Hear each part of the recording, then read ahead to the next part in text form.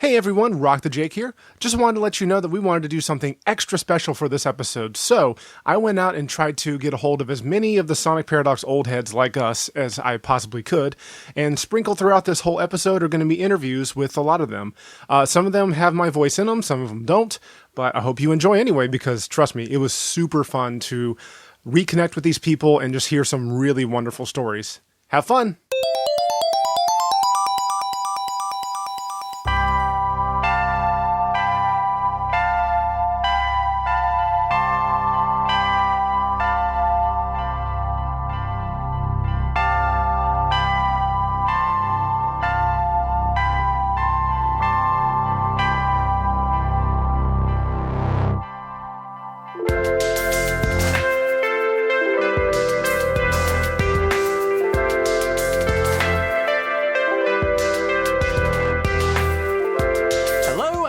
To The Hill is Always Greener, a show where four friends, and sometimes multiple guests, have chill discussions about Sonic the Hedgehog to distract themselves from the inevitable passage of time and their own rapidly waning ability to relate to the youth, and now more so than ever, since we're 100. Oh no! Yay! That's right, it's the 100th episode of this blinking podcast.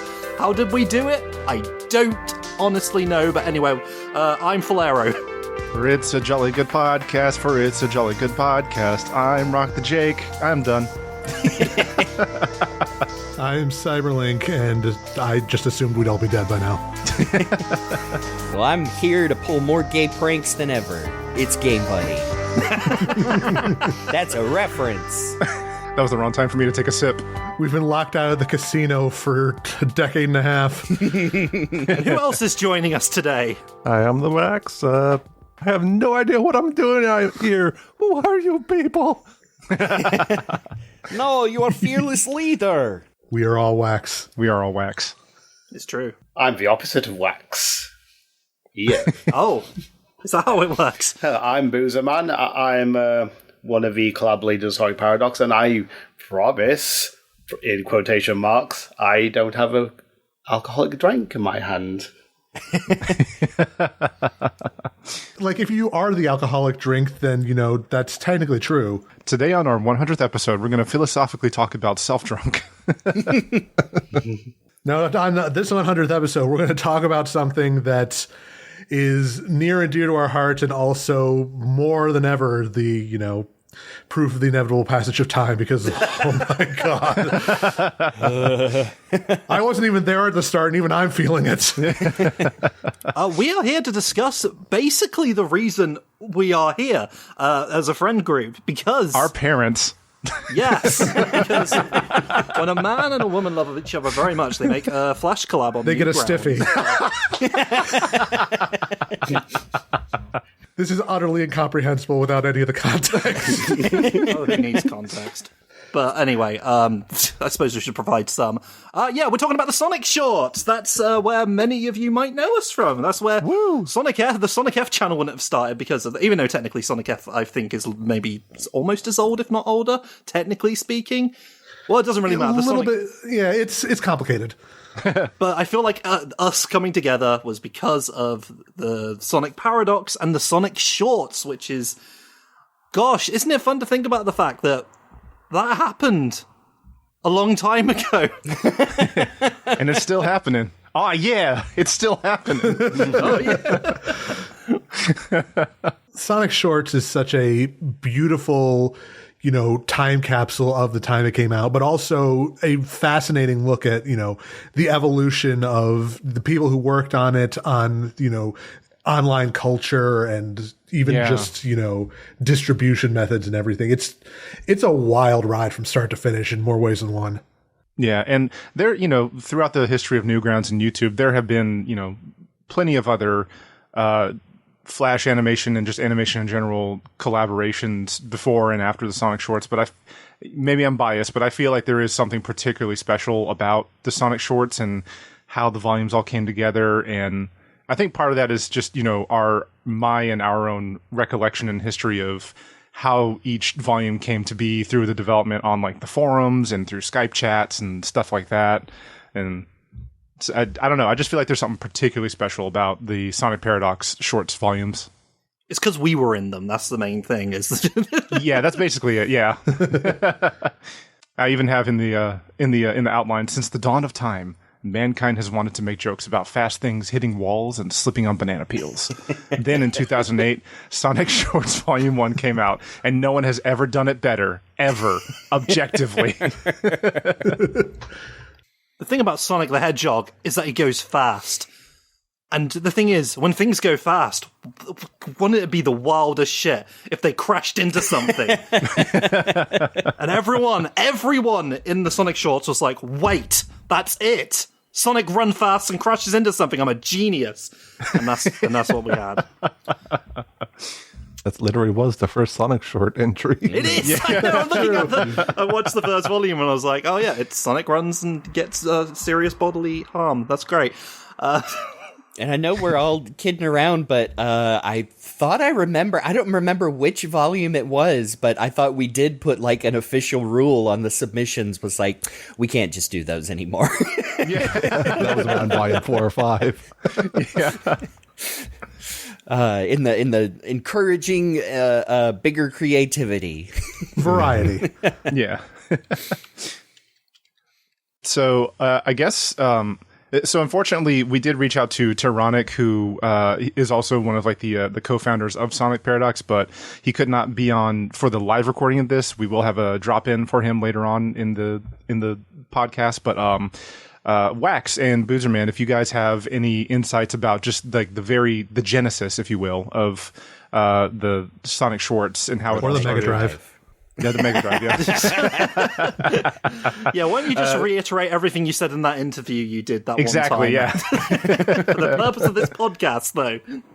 Hi, my name is Tyrannic. I'm co-founder of Sonic Paradox, social media manager and director of quite a few recent projects such as Casino Calamity and Sonic Shorts Volume 9 and 10, and future things. I've been asked to do a little recording here because I unfortunately missed the podcast recording, so I'm just going to quickly talk about my experience with SP. So I helped find SP back in 2005. I made the forum and the name Sonic Paradox, paradox coming from the term time paradox because I was a massive Doctor Who fan at the time. Over the years, I was sort of in and out of SP for a while simply because I had a lot of real life things going on. I was 15 when SP was created, so throughout my university life, I kind of dipped for a little bit.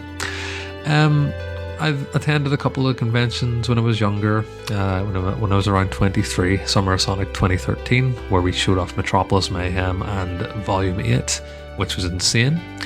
I've helped sort of spearhead Sonic Seconds as well, which is our sort of in-between while we figured out what we were going to do with the channel.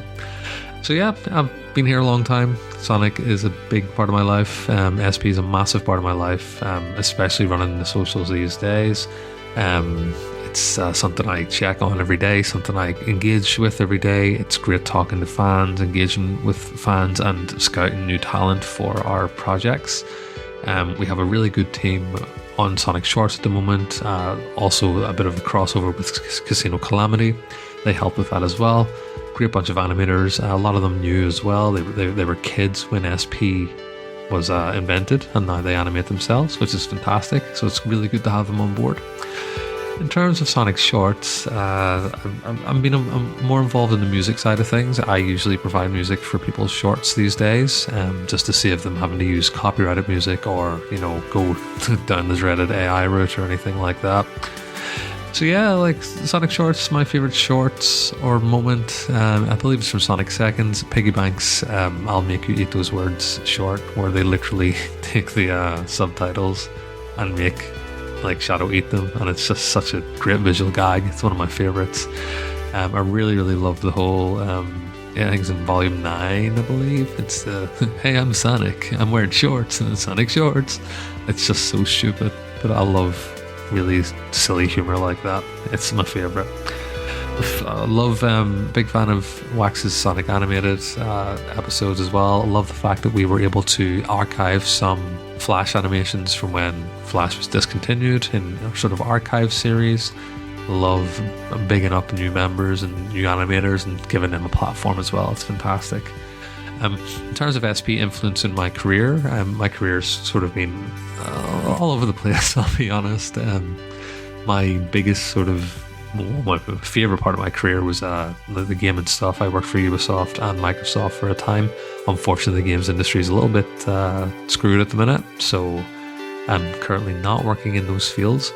However, I used to make social media assets for Ubisoft and for Microsoft, and also I make videos in my current role using Adobe Premiere Pro, and this is directly because of my editing experience in SP.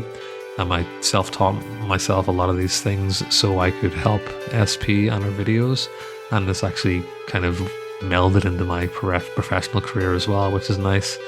But yeah, it's been a great 20 years. Here's hoping there's 20 more. Long live SP, and thanks for having me. Yeah. Pretty much, we started with this back in the day. We started with the Sonic Tribute collab. You know, just a bunch of animators having fun on a music video. And when the team was doing a sequel, the project didn't go so well. But from the leftovers of it, I asked the animators if they'd like to do Sonic shorts instead. You know, and that's basically how it was created. Yeah, do you want to commit to a serious animation to a piece of Sonic music, or do you just want to do funny, shilly shit things of quick and fast? And yes, apparently they did. After that, we just never stopped because it was just fun to do, you know? Yeah, I think probably the fact that so many came out in just that first year was because there was just so much interest. Yeah. We had people pitching ideas, and I know you guys were also just had so many on the workbench that we just had that many. And I'll be gosh darned if I remembered how I ended up doing voice work for, I guess it was probably you first, Wax, but I just don't remember how that started, whether it was email or through Newgrounds. Man, I honestly don't remember. I think your first entry for me was the bubble episode, the bubble one. Yep. Yeah. I can rewatching those. I do kind of vaguely remember getting that script and being like, "Oh, okay, I'll give it a shot." Well, I mean, you were also an animator in Volume 1. I It's very distinctly true. remember I'm going to catch the emo. Yes. Oh I did a man, number of shorts, actually. It's really impressive looking back on. ones I had still forgotten that I did not remember until I rewatched the series. Like, oh, I made that. I don't even remember. And of course, Chris, you were there right at the beginning too with your short of Eggman getting a call from Adventures Robotnik. See, I remember what happened. I feel like Wax was like basically going around, I don't know, seeking out people to bring onto the shorts, like scouting people. Because I was on DeviantArt, and one day I get a message from him. He's like, "Hey, I like your Sonic thing. Do you want to do another Sonic thing?" I was like, "Yeah, I like doing Sonic things." So then I ended up on the forum, and I was like, "Okay, there's lots of really talented, cool people here. Oh shit, what do? I'll just do my Robotnik impression from Adventures of Sonic and make a short based on that." And it just all kind of rolled out from there. Really rough to look back on now, because I was drawing that shit with my mouse on my old crappy computer with the cheapest microphone possible. But gosh dang it, it was bad. But the point thing is that I enjoyed making it, and it's a piece of my legacy. It's glorious. We all taught ourselves some version of Flash. Yep. Yes, legal versions of Flash. Absolutely. Legally acquired. I think I animated at least like my first 3 in back when it was Macromedia. Like this is before before Adobe Yeah, I started a Macromedia ruined it Flash forever, 5. quote unquote. Oh man. Yeah, the one time I did a short for something we'll talk about later, I did mine in a copy of MX04 that I still have in a closet somewhere. And I, for the the 2 volumes of, again, the thing we'll talk about later is for the first one, I used Anime Studio 5, and then eventually I used Flash. Oh, I still do all my animations with just a mouse. That's so impressive that you can do all that. Like watching through all the Sonic shorts and like everybody, but like especially you, Wax, like seeing how smooth your animation got over like each volume, like, you know, pound for pound, like, and, you know, knowing the style of what you draw and what you animate, it's just like, man, he's really pushing this to the limits, I feel like sometimes. I still think it's pretty impressive that some people use MS Paint to animate. Gosh dang, yeah. Everyone's got their own program they're really comfortable with and will not compromise. And God bless them for doing it, because that's how they make their magic in a really weird, limited kind of way. I mean, I can relate to that. Likewise. That is definitely, I mean, the best part is to see the folks that were in the original volumes that are still making them for like the newer ones, and just to see the evolution of talent and artistry. And you know, that's just the coolest thing. Like, even going back, like, yeah, some of the jokes haven't aged, but the fact that so many people stuck around and, I mean, have gone on to bigger and greater, and I'm just sorry. I'm just so proud of some of the people that started in Sonic shorts. But the cool thing about using Flash for most of these is it's a program that never gets old and will never be irrelevant to using the internet in any way. And was definitely made for making animations in. And yeah, gosh, I don't know how we managed it, but it is a tool. It's useful. I'm currently consulting our timeline that we put together because, gosh, there were quite a few of these over the course of time. The first one was in, February 27, 2008. Yeah. We're approaching the 18th anniversary by the time this episode comes out. Oh, I don't like that. I was, well, you're not going to like this. By the time that one came out, I was getting near the end of my senior year of high school. I think I had just started college, but I know for a fact this is before I even got my own computer. So anything I recorded in these first, 4 volumes, I think, was on my family's desktop in Windows XP, probably with the microphone that came with the computer. Oh, man. Yeah. That sounds about right. For a timeline, this would have been, you and I had already known each other for a couple of years, and I think we had already recorded the first draft of what would become Sonic F by this point. The great thing about Flash at the time is it compressed all that audio, so it all had that really nice, crackly, and you could barely tell what microphones they were recorded on regardless, so. Yeah. The good old days. I know. The kids these days would call it aesthetic. throw some VHS lines on there, and we're ready to be retro. I like the idea that it puts everyone on even footing. No matter how much work you put in, it's gonna be shit. So you might as well just do it with whatever you've got available. That's kind of the spirit of the Sonic shorts back in the day. I feel like you make crap and like it. Yes. And people did. Yes. We put this out, and we did some silly stuff on there, but hey, it was entertainment, and people liked it. I'm really stunned about how that first volume hit. I don't know. What was it that drew people to the Sonic? I suppose it's because it's a licensed video game character in a parody series. But aside from that, I mean, they are the first volume. Looking back on it, it is a lot of fun. There's a lot of stuff I really like in that. There is a lot of Sonic running into things and getting injured. Even Richie, RGX Supersonic's first short, is that lovely recreation of the Sonic CD intro, and it's where he hits his junk on a stone. It's very good. Yes. But So first, please state your name and if it's changed since the old Sonic Paradox forum days, what your name used to be. I pretty much just go by RGX, but the long version is RGX Supersonic, but for short, just call me RGX. So which shorts did you work on for the Sonic Shorts volumes? If I remember correctly, the first one I did was the little Sonic CD opening parody called Sonic Boom for Volume 1. Then I worked on the Toast Genie short for Volume 2. I think I had like a parody of the Hypnotoad from Futurama in Volume 3 or 4. I don't remember which one. And then I just did little animations here and there for either credit sequences or menus from the different volumes. Do you have any fun stories or just neat little tidbits about the development of the shorts or the animatics that you were part of?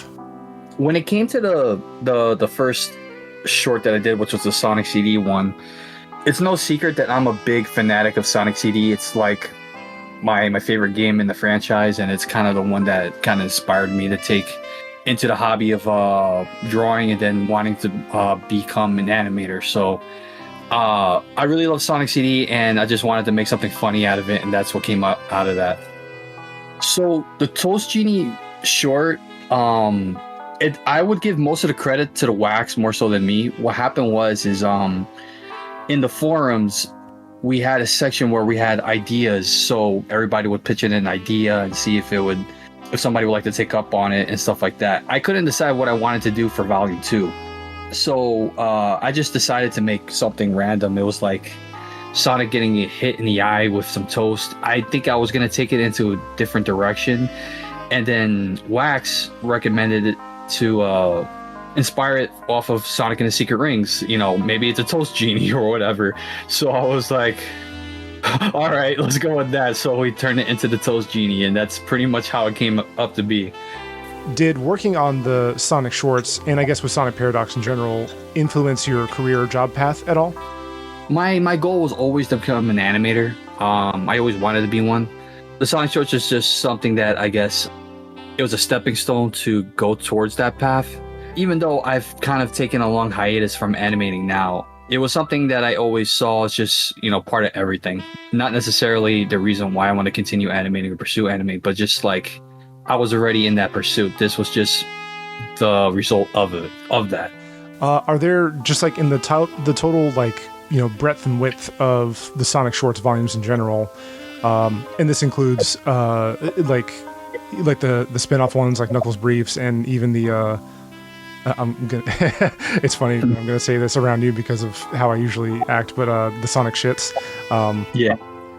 So that includes this too. But just out of all of those, are there any shorts or just iconic moments that stand out to you to this day? Yeah, actually, I think it's generally everybody's favorite from Shits Volume 1, where it was basically we were just gonna make Sonic shorts, but they're low quality effort, but just super funny. And mine was the I have crabs, and that's literally just my voice just screaming. I remember everybody like dying on Skype, just listening to it for the very first time, unexpected of what I just created. And that became so popular that I think they made a sequel to that in Shits 2, and it was also in Sonic F, the Sonic X Abridged series. So I think that's kind of like the fan favorite of the Shits. And I was the one that made that one, and that was pretty funny. So do you have any like fun stories or interactions that you remember from back in the day on the forums or through Skype or just anything else? One good funny thing, not necessarily shorts related, but involving Paradox. It's kind of a prediction thing too. For the Sonic Paradox forums, I was one of the administrators and moderators, so I would look after the forums. For fun, for April Fool's Day, I just basically changed everything that said Sonic or had a picture of Sonic to Chris Redfield from Resident Evil. At the time, me and my friends, including you, we were all into Resident Evil 5 at the time.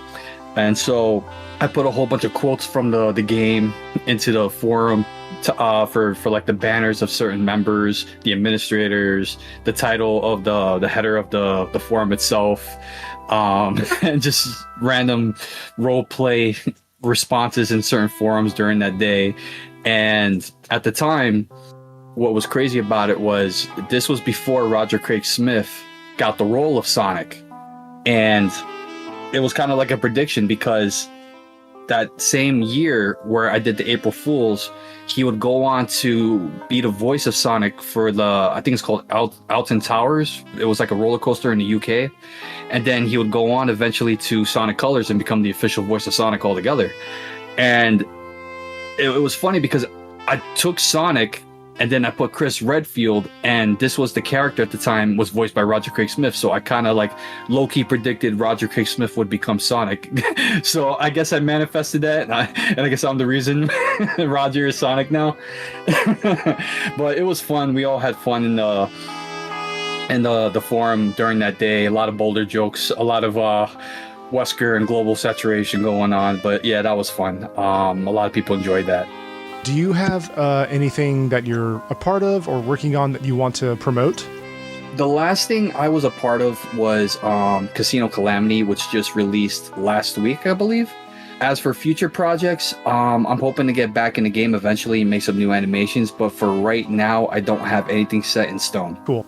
So as we're wrapping up this interview, is there anything just related to Sonic Shorts or Sonic Paradox in general that just comes to mind that you want to talk about real quick? As for Sonic Paradox, I'm really happy I've been a part of that. I really like the guys there. We're all cool.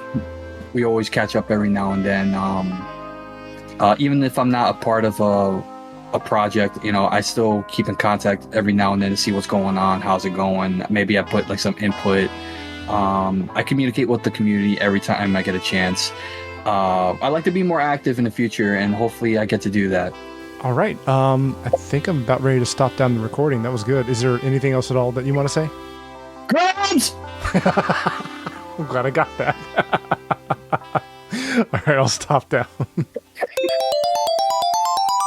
I do also have a distinct memory of the second part of, I think at the time was known as Kaizoku-sama, is, again, Sonic trips on the boost pad. Okay, so what it is Sonic flying along the asphalt getting his face scraped off. Can you do a scream that sounds like that? I said, sure.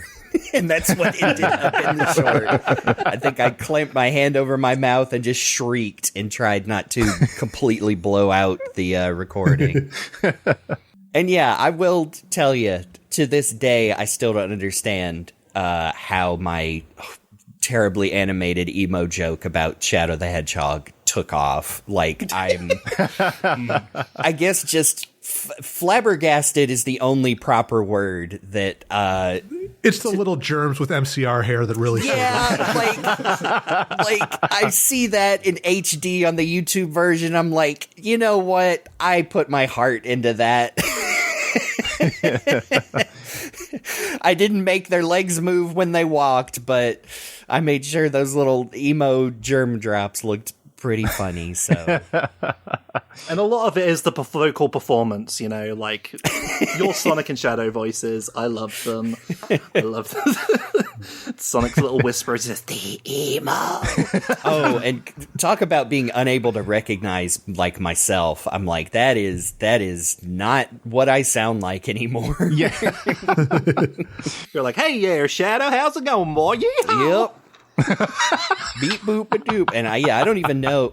It's so funny. I don't even think I do like an Eggman for a long time in the shorts, just because that is a voice I did not have a handle on until a long time down the road. Yeah, that took a bit. I remember we talked about that with How Metal Sonic Stole Christmas, where you were not a huge fan of your Eggman at the time. It's super deep and weird, and I remember that was specifically why I asked Valero for one of the last shorts I animated properly, the Wonder Man one. I remember saying, will you do Eggman? Mine is bad. I don't want to be talking to myself. Who does that? And yet you do that in Sonic Animated. Oh, yeah. Well, that voice has come a long way at that point through so much Sonic F, really. That is true. Yes. Yeah. I love One Chop's short about introducing Shade the Echidna, and just right from the very beginning of Sonic Shorts, we had it tapped of, I must draw porn of it. Yep, that's another one that That is my favourite one in Volume 1. Yeah. Because you can apply it to pretty much, it's not Sonic specific, you can apply it to any video game franchise, but it's still very memorable. God, how did we luck out by having One Chop in this? Like, I feel like all of us were, at least a few of us are like, I'm learning to use Flash, and then there's flipping your One Chop who's like got it down to an art. Like, Yeah. God. I feel like I saw the I must draw porn of it meme stick around, and like I would see that pop up here and there in different conversations. Look, Yeah. I'm using principles of animation. Yeah. Yeah, imagine doing that while making one of these Sonic shorts. It's so impressive. And yes, an evergreen take from him on that one. Lanolin the sheep says hi. I feel like every volume has one I forgot about that takes me off guard, that makes me chuckle. I think in number 1 is the one from you, Wax, where the meteor hits Knuckles in the head and he just punches Chris in the gut instead. Yeah, with the one-winged angel. Yeah. I still get comments asking what that music's from. Oh man. I feel like people are going to be asking you and Comic over the years, like, what do you have against poor Chris Thorndike? Well, it was the style at the time. It kids. was. It very much was.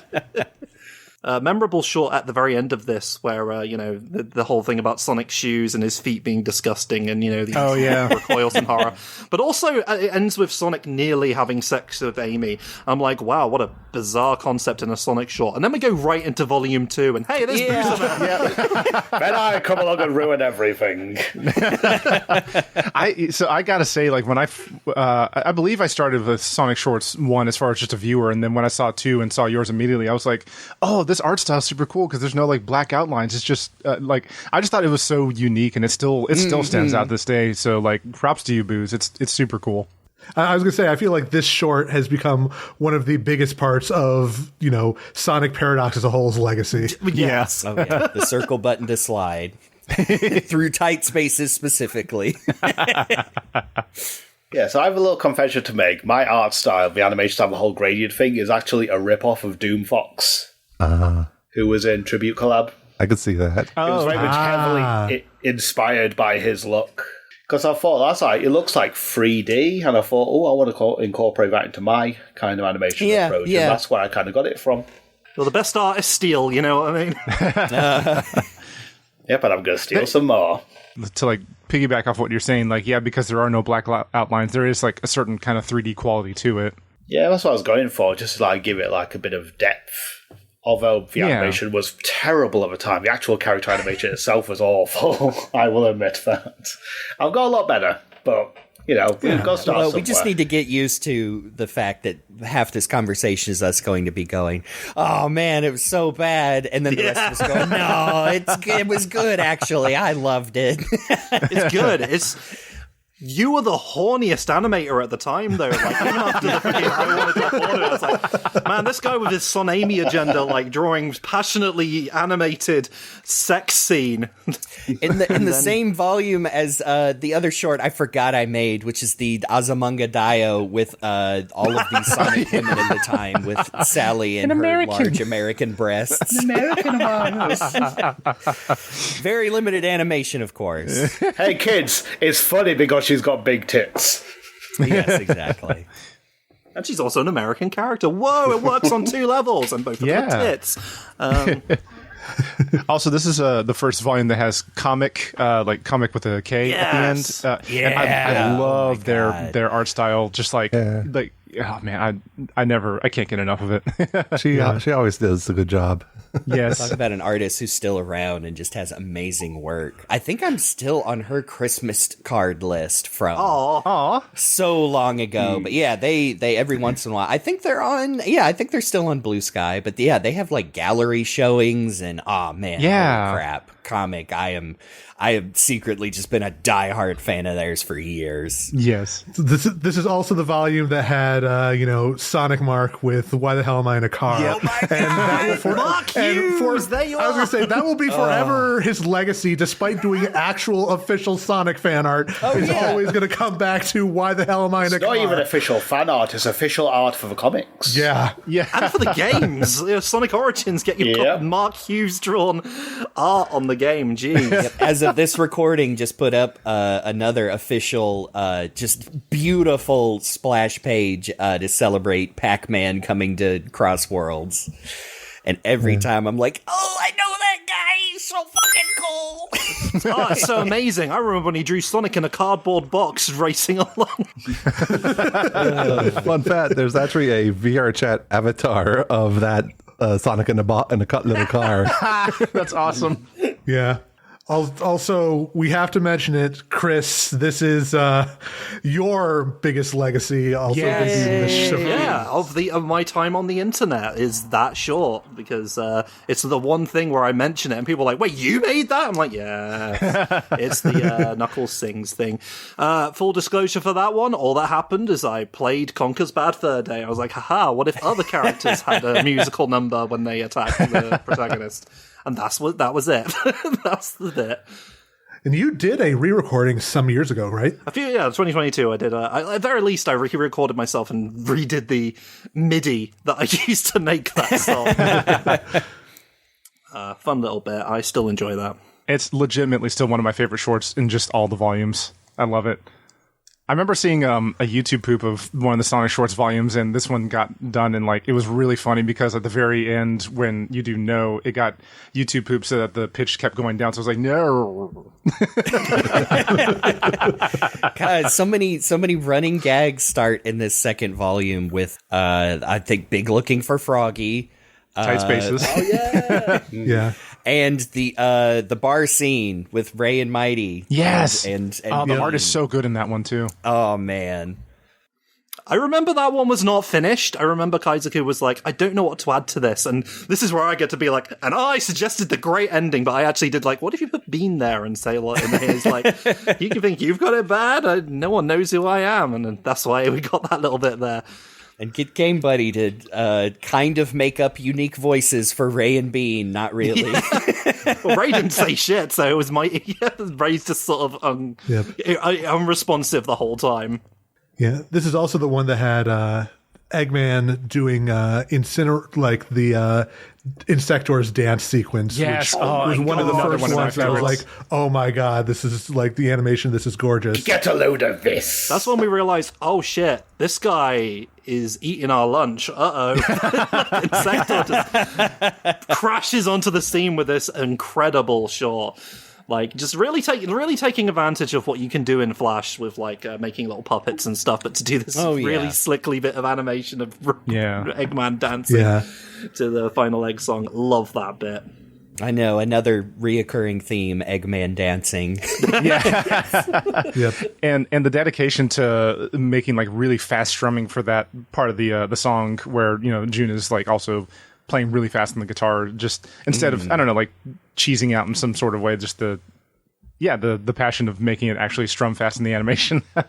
Yeah, when I rewatched it, I was like, I didn't realize this went on as long as it did. I thought it was short on this, but he commits to the bit, and it goes on, and it's just this is the little guitar hero overlay at the very end. Yeah, the guitar hero overlay, yeah. The split second of suck my balls, Oh, yeah. It's not the YouTube version because copyright bots suck, but this is also the volume that had One Shop with Robotnik singing Heartaches Begin. And that was the first time I learned of, the connection there. I just realized, that isn't in the YouTube version, but that was also when I realized, wait, Long John Baldry did songs? And I think I went and probably LimeWired a couple singles. I was like, this is so cool. I remember when, here you go. Well, I guess this whole thing is for obscure trivia. When we were concepting the soon-to-be cursed musical episode of Sonic F, number 8, I remember specifically, before we decided to try and do original songs, I was going to try and do Heartaches Begin as Eggman because of that One Chop short. I think I had tried modifying the lyrics a little bit, so let the headaches begin. Or something like that. I love Filero's Sonic Says. I think I remember you showing us a preview of just the intro where Sonic slaps Tails, and it's so funny. The PSA is something it doesn't age very well because literally all of them are on YouTube now. But it was at the time I remember the first volume came out and everyone was re-uploading them. We were like, hey, wait a minute, that's ours. We should be putting them on YouTube. Right. Yeah. So it was a bit silly at the time, but I liked that little short. It was the Wild West days of YouTube. I liked it. People on DeviantArt didn't. I had tons of people in my comments saying, well, actually, you don't own those characters, so you should ask. I was like, okay. Well, actually. Yeah. I remember and Inceptor's short. It was so complicated for the Adobe Animate file or Flash file. I had to import everything else into his file instead of it into mine. Oh, that's amazing. Oh my god, he's a load-bearing insector. Yep. So I remember that's how it was. Is I remember you having to politely at the time, but firmly talk about like you have to get your formats right. And I remember screwing up quite a bit because in Volume 3, I remember using some stupid font I probably had on my computer. And of course, I didn't know, like, well, I could just send it over. And I remember, I think, Wax, you told me, like, I had to put something else because I don't have that font. And I was like, oh, sorry. Yeah. I don't know how to send you the font. But just remembering the God, even for its time, the complexities of having to put all of these together into a giant Flash project to be exported, and now we don't have to worry about that. Yeah, Not even a concern anymore. I also remember the credit sequence, which was a collab in itself, like where everyone drew their own little characters in the audience watching. Yeah. yeah. Everyone did a little bit, and it was. We went fun. meta very quickly. Yes. Yes, we did. Oh, and that was only going to escalate as we went on. Yep. I remember the Sega at the end. Yeah, that was like a last minute thing where we're like, hey, wait a minute, the Sega pops up. What if we all? And then of course we did, because we are children of that time period. So. Also, didn't this one also have the Tails doll short? The hidden one, what that comic did? I think so. It did, yes. Because Volume 1 was Wax with the pull string one, and then Volume 2 was comic. Yeah. I did Volume 3. You see, kids, you used to be able to hide clickable Easter eggs into Flash things. Yeah. If you were a veteran of the HomestarRunner.coms. Yes. And yeah, that's where Tails dolls started to show up. The only glad we cool, scary Sonic creepypasta adjacent thing. Damn it. I slammed my fist on the table. I remember I played Tails down at least one of the volumes. I want to say 7? Yeah, I think so. Some behind-the-scenes trivia of my short at the beginning of 3, the hardcore metal Sonic Underground. Probably my most animated short. In fact, that there are more things moving than in any of my other ones. I was such a nerdlinger, I had to ask my little sister for some hardcore, like, metal grindhouse sounding bands before I found this one song from Becoming the Archetype. And I'm like, I think that'll fit. Okay, yeah. For some reason, I thought it was the Chariot, but yeah, Becoming the Archetype. Yep. I didn't even know who they were. I'd literally just asked her, like, I need some scary music. Can you help me? I love the background, gag of the community center sign. Tonight, Sonic Underground. Tomorrow, Prower Bar Mitzvah. Yeah. Yeah, I can't remember. I know I stole that from somewhere. It might be Futurama. I think there's a similar gag, but I think so, it just tickled me. If anyone's going to do a Sonic Underground related thing, you might as well do it like that. That was a good one. Yeah. Oh, yeah, I know you would. Oh, no. By the way, since we're on Volume 3, it's worth noting that all of these came out in 2008. Like, Yeah. these were getting pumped out. Y'all were working at a clip. Yeah. I think it's because we had just had too many people were making too many, so we had to be like, okay, we've got enough for one volume here. We'll save the others for later. So they were like on a backlog, I think. We were also young and had all the time in the world. I was going to say, as opposed to Volume 9, where too many of these people are making these things, let's put them all in one video anyway. Oh, that's interesting, though, because, like, I remember at this point there were so many of them that people on actual Newgrounds popular animators were very upset with us for keeping making these things. Like, there are several people on Newgrounds who are like, who are always like, and you should support all your younger animators who are on our shorts, being like, oh my god, stop making these suck. And we're like, yeah, thanks. I'm going to remember you when you get popular in the future and make actual Stop TV being shows. productive. Ooh. I know. I that is a bummer to think about, and like, obviously we're not going to name names, but like, I remember being kind of insulated from that because I was on Newgrounds, but I wasn't like in like the super into like the culture like Sonic Shorts brought me in. But like that's another reason I'm very proud of where these went, is especially looking at 9 and 10 and even in between those, like the Sonic seconds, and seeing so many new names show up and like so many animators who like literally have said, "Oh, I grew up with Sonic Shorts," like in the newer volumes, and I'm like, that's absolutely amazing. So cool. Like that is a platform to get people's talent out there. So I'm glad we pushed through those mean comments. And to be fair, like, I know we're not going to claim that everything we've done in these shorts has been like clean or nice or not mean-spirited in any way. But there's very much a vibe of Newgrounds at the time of like, let's do the most horrifying things we can with these video game characters. Yeah. And I get it, but it was like, I'm not engaging with that. Oh no, they're in our comments. Well, I'm just going to ignore them, I guess. Yeah. And then hold on to that grudge for the next 20 years. But anyway. So I wanted to ask, I think it was one of the Sonic Shorts volumes where it was so big that like I think Wax, you or maybe somebody else reached out to Tom Fulp and asked for like a bigger upload limit just to be able to make get on there. Oh yeah, I forgot which one that was. Yeah, that we had to that happened to us twice. Would it have been 5 or 6 maybe?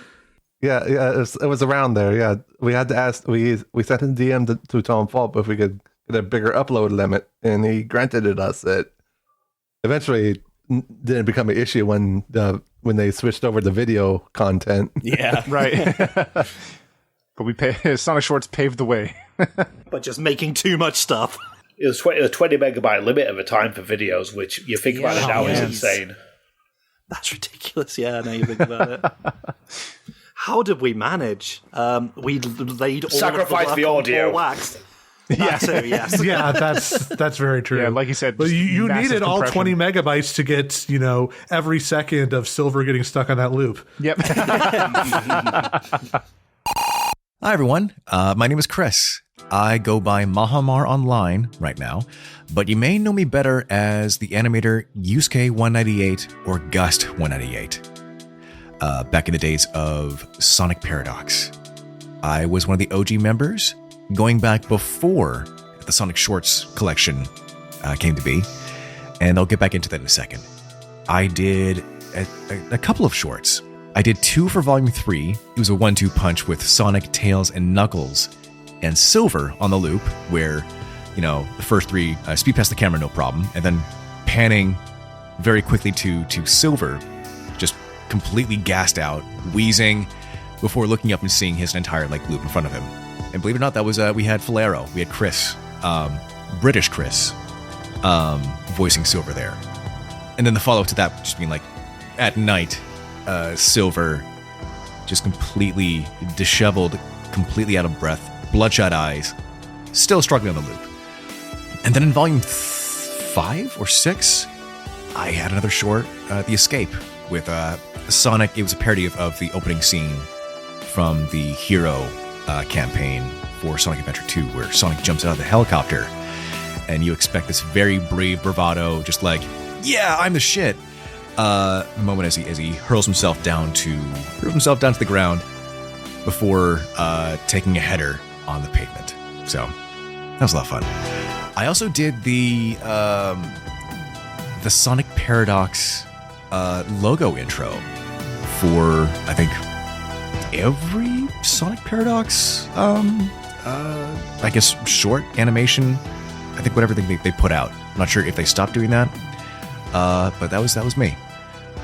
Fun stories about the development of these shorts. It was the mid 2000s. I was a very young artist, just really learning how to draw and illustrate with a tablet. And I was active on Team, I think it was Team Arttail. I was always enamored by all the artists on that page, on that site. One of which slated to work on the second Sonic tribute collab to Starlight? Airlight. and I was curious, where that was. So I ended up sending a direct message on Newgrounds to the organizer of the second trivia collab, who turned out to be Bitmaster George.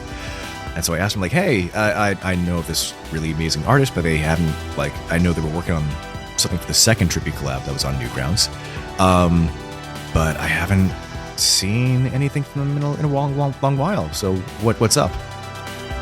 And I think one thing led to another where they dropped out, and I don't know if I asked hey, can I try animating something for the second collab, because I was always really into animation from a young age. And Sonic. Bitmaster asked me to put together a test for animation. And at that point, I really hadn't animated much in Macromedia Flash. So the first animated thing ever I did, I sent to George. I sent to Bitmaster. That somehow got the green light. I was a member of the up-and-coming Sonic Tribute Collab.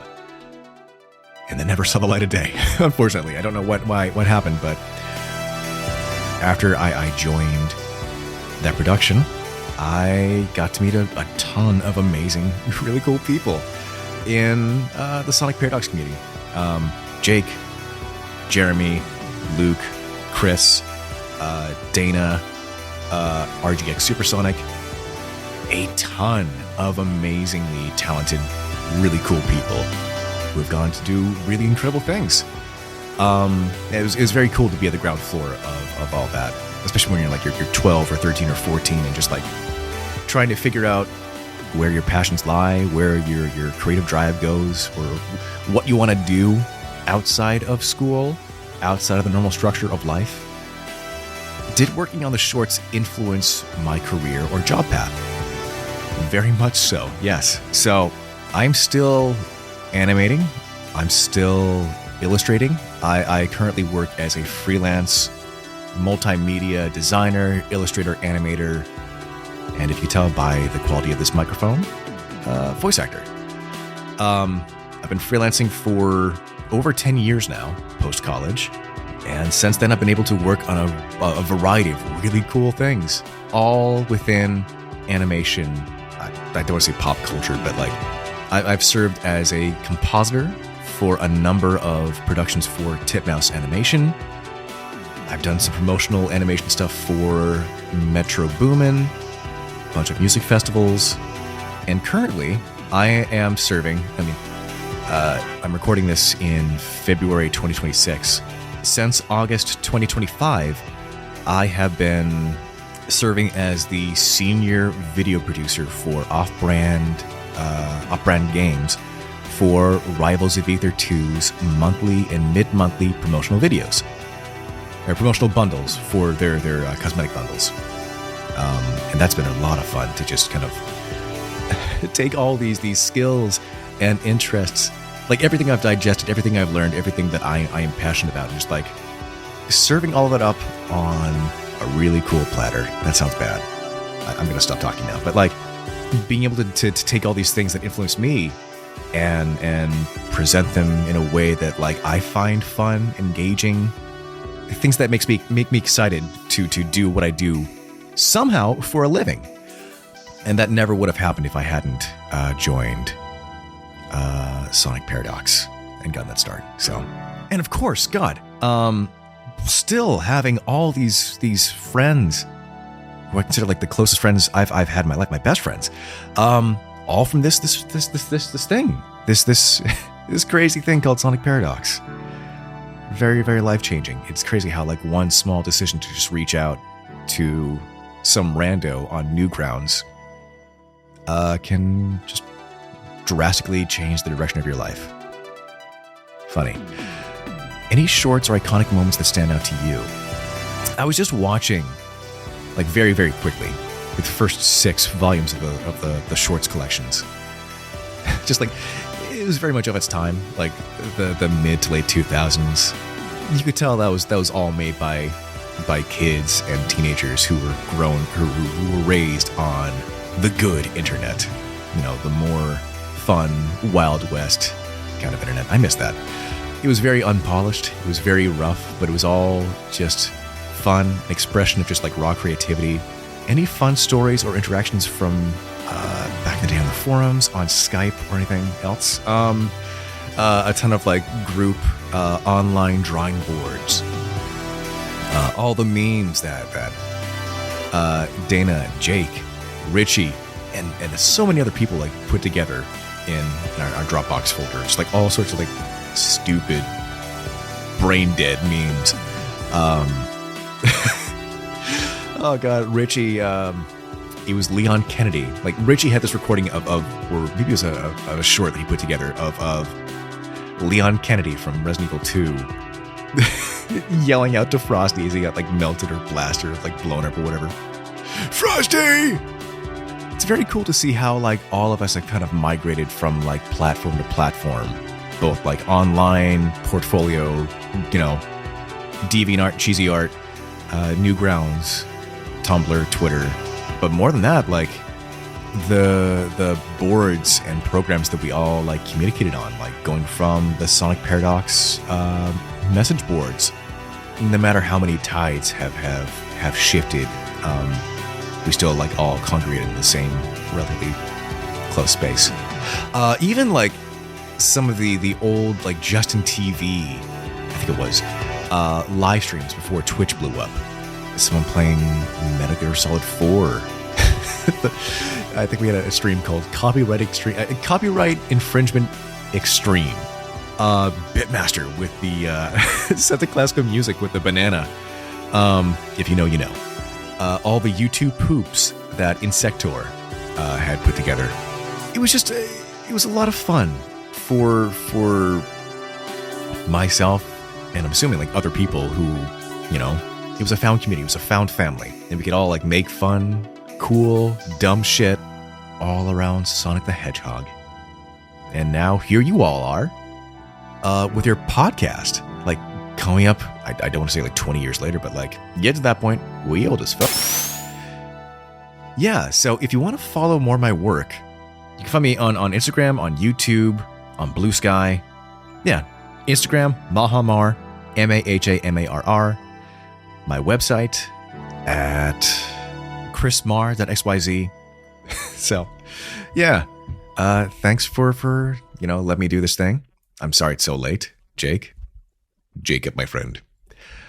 Let the good times roll. Bye.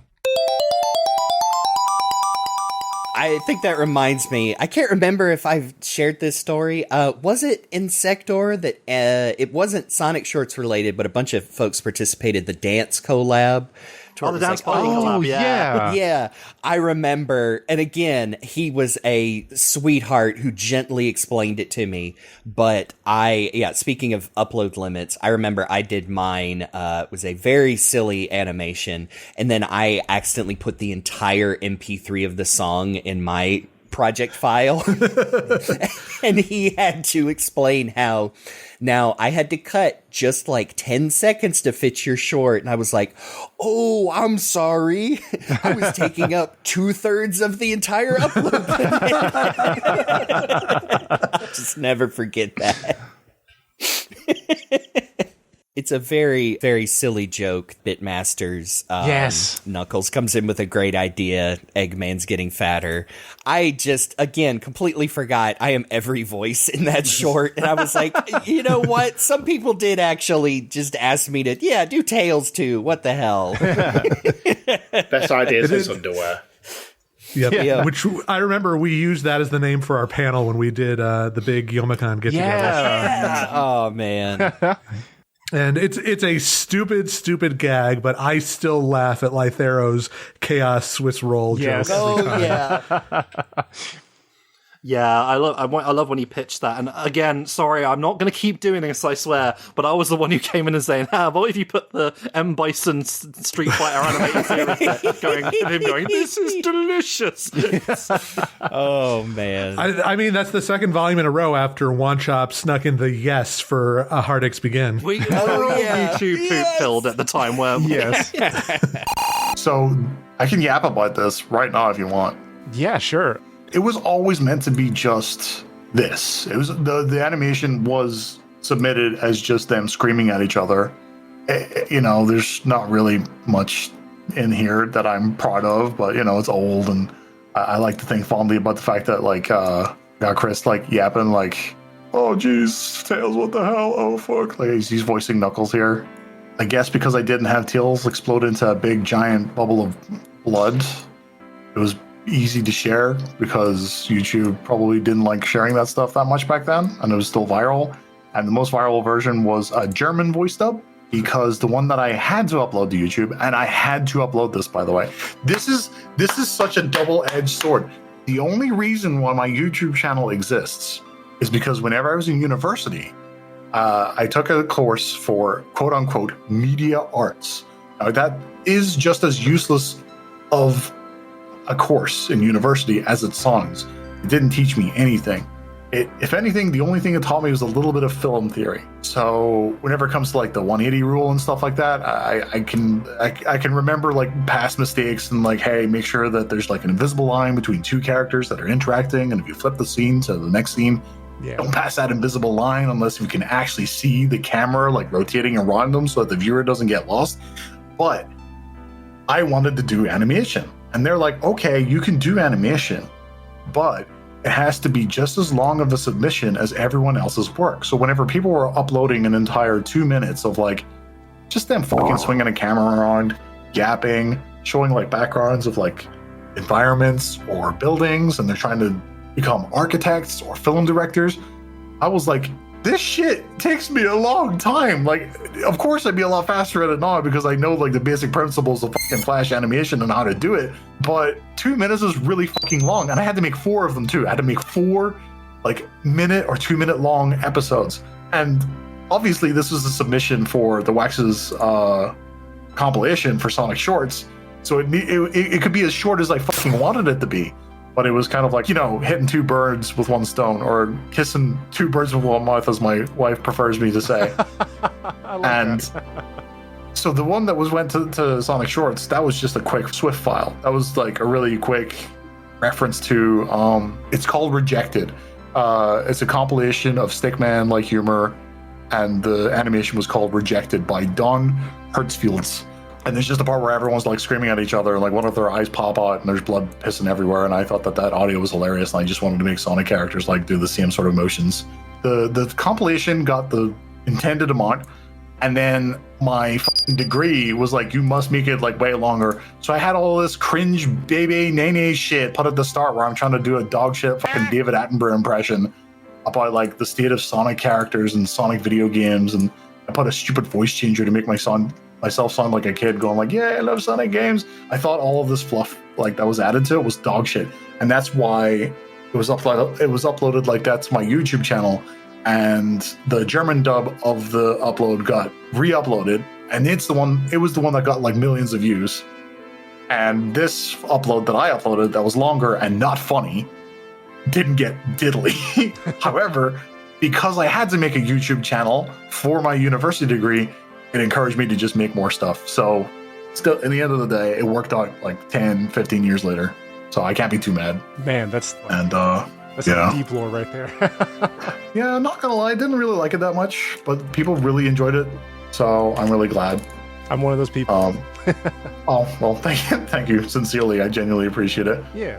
What I did love was just the insane amount of people just enjoying it, sharing it around, and then even recording themselves. It was a thing that kids in school would do back in the day, where they would record themselves just pulling out a fucking Swiss roll and eating it as fast as possible, and then going, and there was I'll never forget it. The video is no longer up. It was some kid in high school that ate the fucking Swiss roll, tried to say, and then he ran off screen and ran into a wall, and the video cuts off. Incredible. Absolutely incredible. That's awesome. Please state your name, and if it's changed since the Sonic Paradox forum days, what your name used to be. You know what? That's totally fair. That's a good question, actually, because it used to be Link3 Kikiri, and I hate that name. Oh, God. I made that name when I was 13. I can't feel too bad. So, it used to be Link3 Kikiri, and now it's Lythero. That's it. So, did working on the shorts influence your career or job path in any way? I think so. I enjoyed working on animation. I definitely was working on animation before I went to university, and working on those shorts helped solidify the feeling that if you make an animation, after it's done, the euphoria that you get is uncontested. The unfortunate thing is that animation is so fucking difficult. Am I allowed to swear? I assume if we're coming from the background of Sonic shorts, I can swear on these. Maybe I can't. No, you can swear, and then Jeremy usually just puts in like a funny sound effect for any. Jeremy, I'm about to make your fucking life so fucking difficult. I'm so fucking sorry. Anyways, I think the ratio of hard work to enjoying that hard work is really unfair whenever it comes to animation, but it's still the highest of highs. So that's why I tried to go after it. I tried to do animation as best as I can. I don't do animation anymore other than like editing some stuff. So absolutely, it 100% has definitely affected how I do things, what I do these days, and I wouldn't want to do it any other way. I wouldn't be into this shit if it wasn't for these collaborations. Stuff like Newgrounds back in the day. It was very humble beginnings. I got a little bit better with animation as I went. I got into Source Filmmaker because 2D animation was so hard, and I know how basic bitch my fucking like animation was back then. So with 3D animation, it was a little bit easier to try and like fit in with like making the things look as professional as possible. And I loved mixing video game media with animation and try to fool people. So that made me realize that people really enjoyed that, and I needed to make more of it. It just got so difficult that I started just working with animators whenever I was able to get like the funding for it, thanks to the success of previous videos that I worked on. So I don't feel too much like a fucking loser whenever I'm asking someone else to do the animations, because I at least did like the grunt work at the start. As piss poor as it was, I still bled for it. Are there any from the whole like breadth and width of the Sonic Shorts volumes? Are there any shorts or just iconic moments that stand out to you even to this day? I mean, so if not including mine, absolutely. the fucking Pick the Cat and the Froggy one. Yeah. Where he's like, "You're shoving me up your ass." Yeah. that one sadly does come to mind. Yeah, I enjoyed like working with anyone else back in the day. I love Lythero's ones. Is there anything of yours that you want to promote that just, here? Nope. Okay. Well, I'm going to promote it. Go watch his Marvel Rival video. It's freaking great. Okay. Hands on hips. That's on you. Thanks, buddy.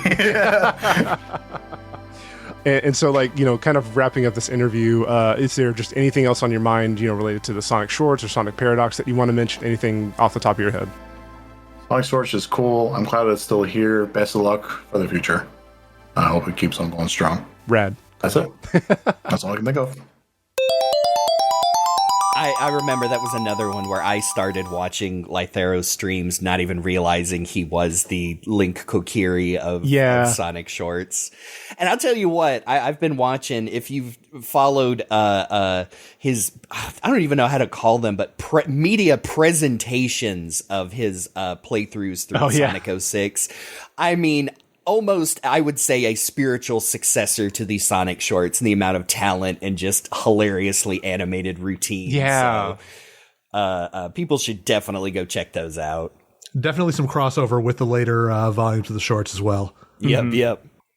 So, like, one thing that I couldn't help but think about as I was rewatching all the volumes was just seeing, certain names keep popping up volume after volume, and thinking about just, some of the artists that were part of the volumes that were just so consistent of, getting at least one or like two or even three shorts in at a time per volume. And just think about how cool it was to have that consistency, not just in like, our close friend group, but even like me personally, like some of these people like Flash Twister, Daiken Retsu, Jenny Wolf, like these people who contributed like volume after volume around like 2 or 3 and just were so consistent. And it's so cool that, to me, I really appreciate the fact that Sonic Paradox had that community where people wanted to keep coming back and wanted to keep submitting and keep just being part of the community. And I think that's just so cool. I mean, that's the cool thing about the forums at the time was, that's what I always do, was an animation community where we're just bringing people in and encouraging talent to put the work out there, whether they thought it was good or bad. It was about, giving them a platform to showcase the talent. Yeah. Yeah, and just goofing around on there as well at the same time. Yeah. And talking crap about Sonic games and whatever.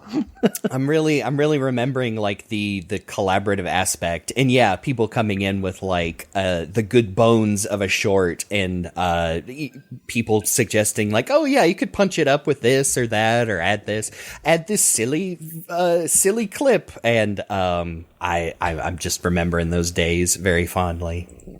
I love in Volume 3, Real Iceman's short of Sonic X Eggman talking, and all the subtitles are just a bunch of meme things like their base will are belong to us.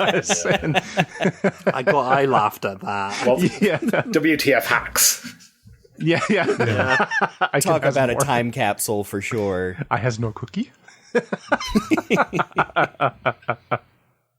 And of course, Insector's the cat short, which is so mean-spirited, but I don't know. One of our favourites. It's really funny, though.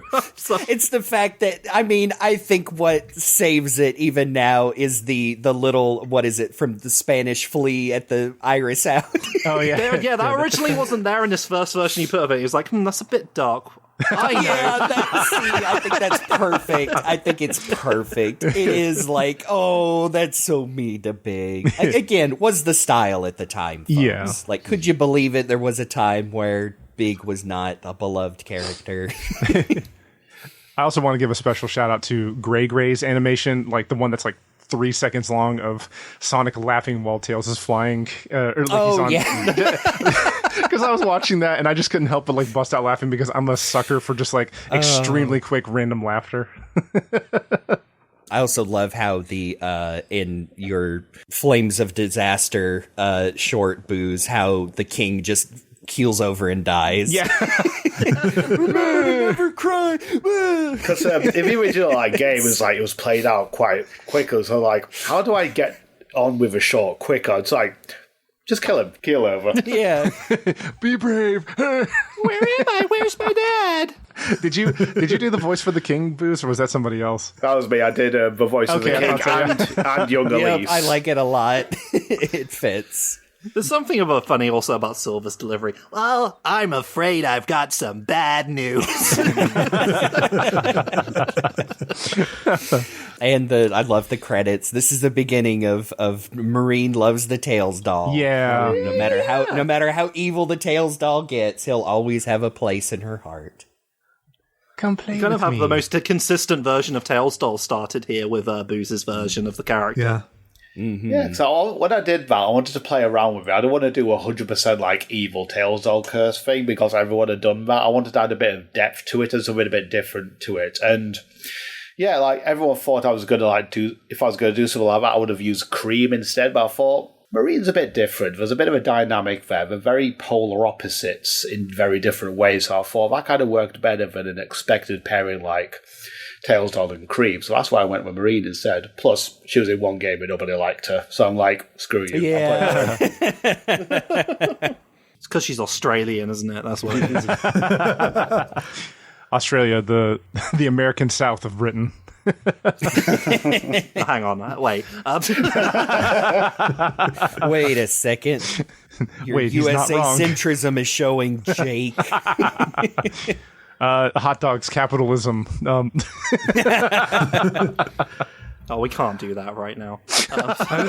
No, too sad. I too forgot sad. that Volume 4 was also 2008. I thought for sure it was 2009 by then. but- Jeez, a run of 4 in the same year. Yeah, we were on a roll. We were insane. Genuinely unthinkable. It really was just too many people made too many shorts, so yeah, just slam them into different volumes. And Look out, Sonic, he's got a gun. I know that's such a silly one. I think that's also, Volume 4 is where like the consistent jokes of Tails being invincible started popping up more. I think, is this the first one Cacti shows up in? yes, I think it so, is. So yes. yeah, starting off with, what are you going to do? Break my arms? I know, that's it. You really shouldn't give him ideas. Yeah. I love that came back in Volume 10 as well. I noticed that earlier. I was like, oh, Yeah. that's nice. Someone watched that when they were a child. Oh, Yeah. First, please state your name and if it's changed since the Sonic Shorts days, what your name used to be. Oh yeah, my name is Curtis. I go by Cacti or General Cacti. Which shorts did you do for the Sonic Shorts? My first shorts for Sonic Shorts Volume 4, I did the one with Shadow breaking Sonic's arms, like when he ate all the eggs, like Sonic ate all the eggs.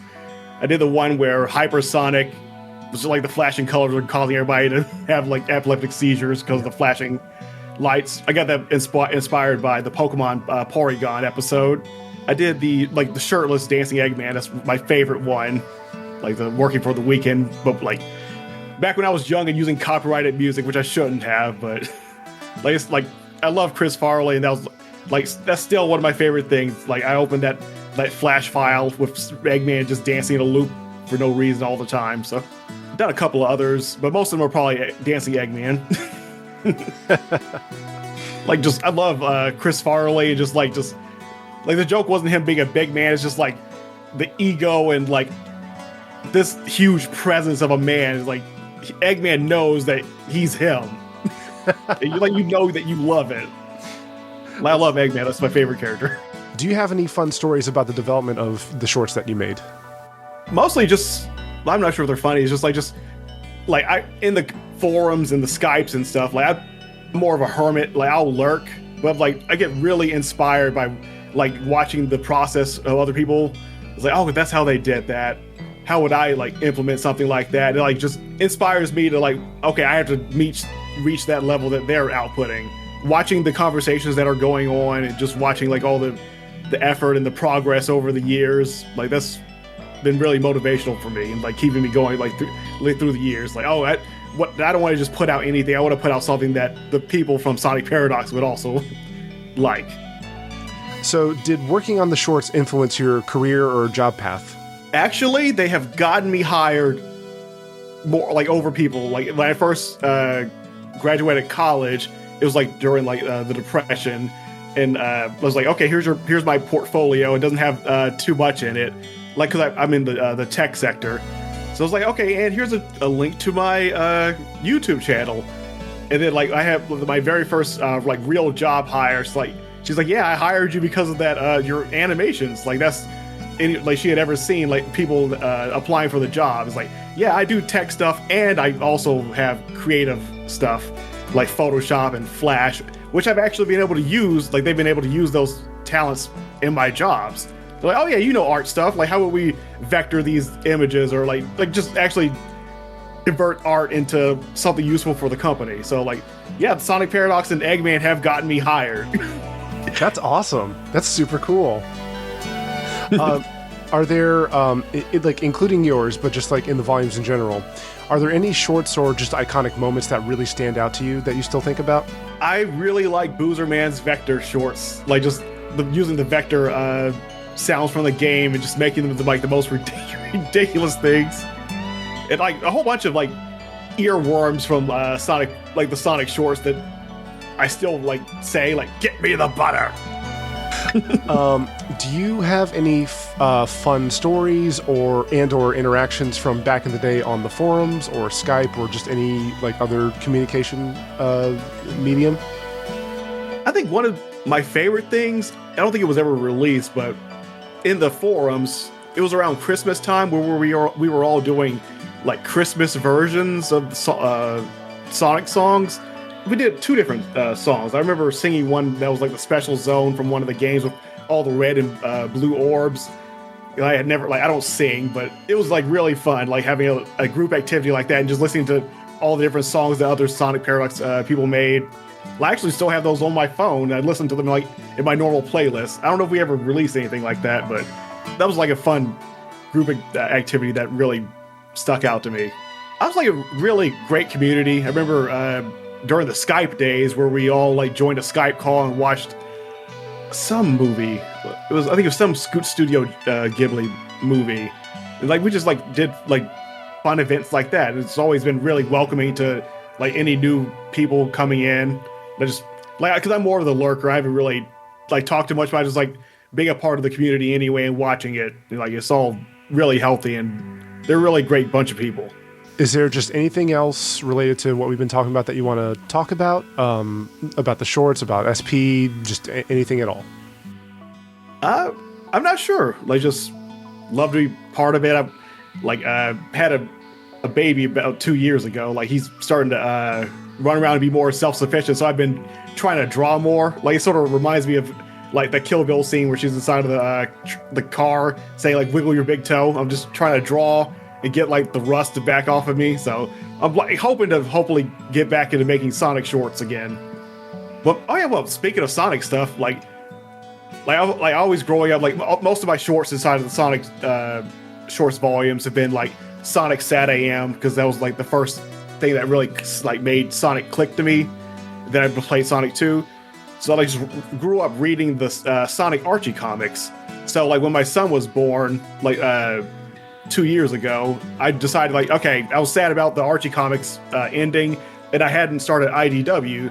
So I would just like every night just hold my son and just started reading the IDW comics. And I read up to a certain point, but I ran out. I need to go back and catch up, but they're really good. I really like the IDW comics. I think that's what I'm going to start doing shorts for, like in that world.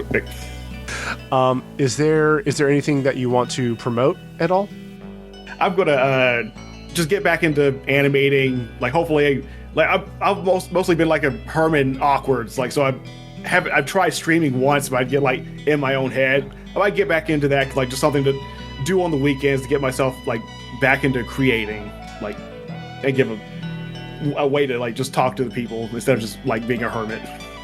And I do have some more ideas for that. I have like 3 ideas, but everything can't be. It could be dancing shirtless Eggman. Okay, that about wraps it up. Is there just anything else at all that you want to mention, just in general? Now, I just want to like thank everybody for all the support over the years. Like, if you're on my YouTube channel and you leave a comment, like I heart everything. Like, because you took time to like watch my animations. Like, just and that really means a lot to me. And like, just thanks for like almost 20 years of support, and hopefully we have 20 more. I gotta say, the 1 in 4 that took me off guard that I just laughed at, and of course I was watching these like late last night, delirious. It's the Super Sunny D one. Yeah, she did that. It's not just because I remembered Sunny D commercials, but just the I don't know. I think the animation works. Yeah. Yeah, Cacti had quite a few in this one, actually. Yeah, Cacti was like hit the ground running with like the eggs one and the hypersonic one. God, Cacti was so funny. Yeah, I've had the pleasure of meeting Cacti at Magfest one year, and he's a really cool dude. Oh, awesome! I know. I was saying before the days leading up to this that I should have looked up, the aforementioned big Sonic Paradox meetup at Youmacon, where I was like, gosh, I wish I remembered more of that. My brain wasn't full of holes like Swiss cheese, but I remembered lots of cool people were there. Volume 4 is also the one with the Badnik life support system joke that the Sonic face at the end just lives rent-free in my head. Yeah. It's a good pull. And I really like KDE 777's short about... that other bird short. Oh, yeah. Okay, for some reason, apparently I've been mishearing it for the longest time. I actually thought that Knuckles was yelling bird instead of run. I think that's funnier if he's just like, bird! It's still really good. I think either one works. Yeah. Bird! Knuckles is smoking a cigarette because he's cool. Yeah, why not? Maybe you think bird because of that one commercial of birds, like the volcano and all that. Oh my god, maybe. The Tyrannosaurus Allen. Volvic mineral water. Just real quick, the Yusuke short of Espio getting scared. Oh yeah, like it's fun to watch on YouTube, but man, I cannot disassociate it from the Newgrounds one where you had the hidden click somewhere in there. I think it was right there on Espio's face that led to a really dark Tails doll short. I think it was. Oh gosh, I think they were in like a dungeon or something like that. Oh yeah, where there's blood and guts everywhere. Yep. Yeah, I remember Yusuke did, I don't remember, was it a 10-year or no, I think it was a 15-year Sonic animation. And I remember I did the English version, because I think it was originally in Portuguese. And I remember that was the first one where I felt like, oh my gosh, I'm honored to be part of this. Just because, I mean, they were a very talented animator before they contributed to the Sonic shorts. I just remember being starstruck. If you've never read it, I highly recommend something Felipe Yusuke has done is Super Detective Team, which is a Chaotix fan comic he's done. If you've not read it, I highly recommend you go read it. Okay. It is hilarious. Yeah, like your Cheech and Chong short. Right, yeah. So I love those the modern guys. Badnik short. I'll be real. I didn't even know where that was going when I started it. I just wanted an excuse. Like, I wanted an excuse to do the Cheech and Chong voice, yeah, and I also wanted an excuse to get Jeremy to appear in one of my shorts because I was admiring his work, like, from a distance. Even though we were in the same forum, I was like, man, I don't really want Jeremy in my thing, but what do I do? I'll just slip Sonic into this one for some reason. He can do that. He can be in that. So, but yeah, dumb short. I love the shadow in the background of Flash Twisters where all of the Sonic girls beat up Elise for getting rabies for kissing Sonic. He's just standing there, perturbed. Meanwhile, and Rena-chan, Kira Buckland is there because she was in all of these Newgrounds animations at the time. Yeah. The moment that Elise goes, I've got rabies! I'm like, yeah, I've heard that voice a million times. So, yeah, I thought that was so neat. Valera got to voice the Buzz Bomber in Motobug again in Sonic Animated. Oh, that's true. That's right. Yeah, just an excuse to have me do that again, I suppose. Like our little callbacks that we do. Mm-hmm. I know, we mentioned callbacks. I'd love the fact that, other animators pick up callbacks in later volumes where it's like, I don't know, it's like, oh man, passing the torch. Yeah. I think this is when we started to switch over from the forum over to Skype for a bit. Yes, that sounds. The forum was still active because I remember I joined maybe a little bit after Volume 5, so it was still around by the time I was there. But yeah, I do remember the forum still being around because I remember. Obviously, I remember working on the shorts. I just remember us goofing around on there a lot of the time. Yeah, of course. Around with. Some people tried invading the forum, like dunking on us and me and Insector, because for some reason we had mod powers. What a mistake! We're like, what if we change all of the censor world filters so everything they say is complete gibberish? Oh, I remember that. we were talking about that before it started. Man, good times. Good times. Because there were people on the forums who were just like, had no common sense and were just making dicks of themselves, and I was like, I'm going to have fun with this. So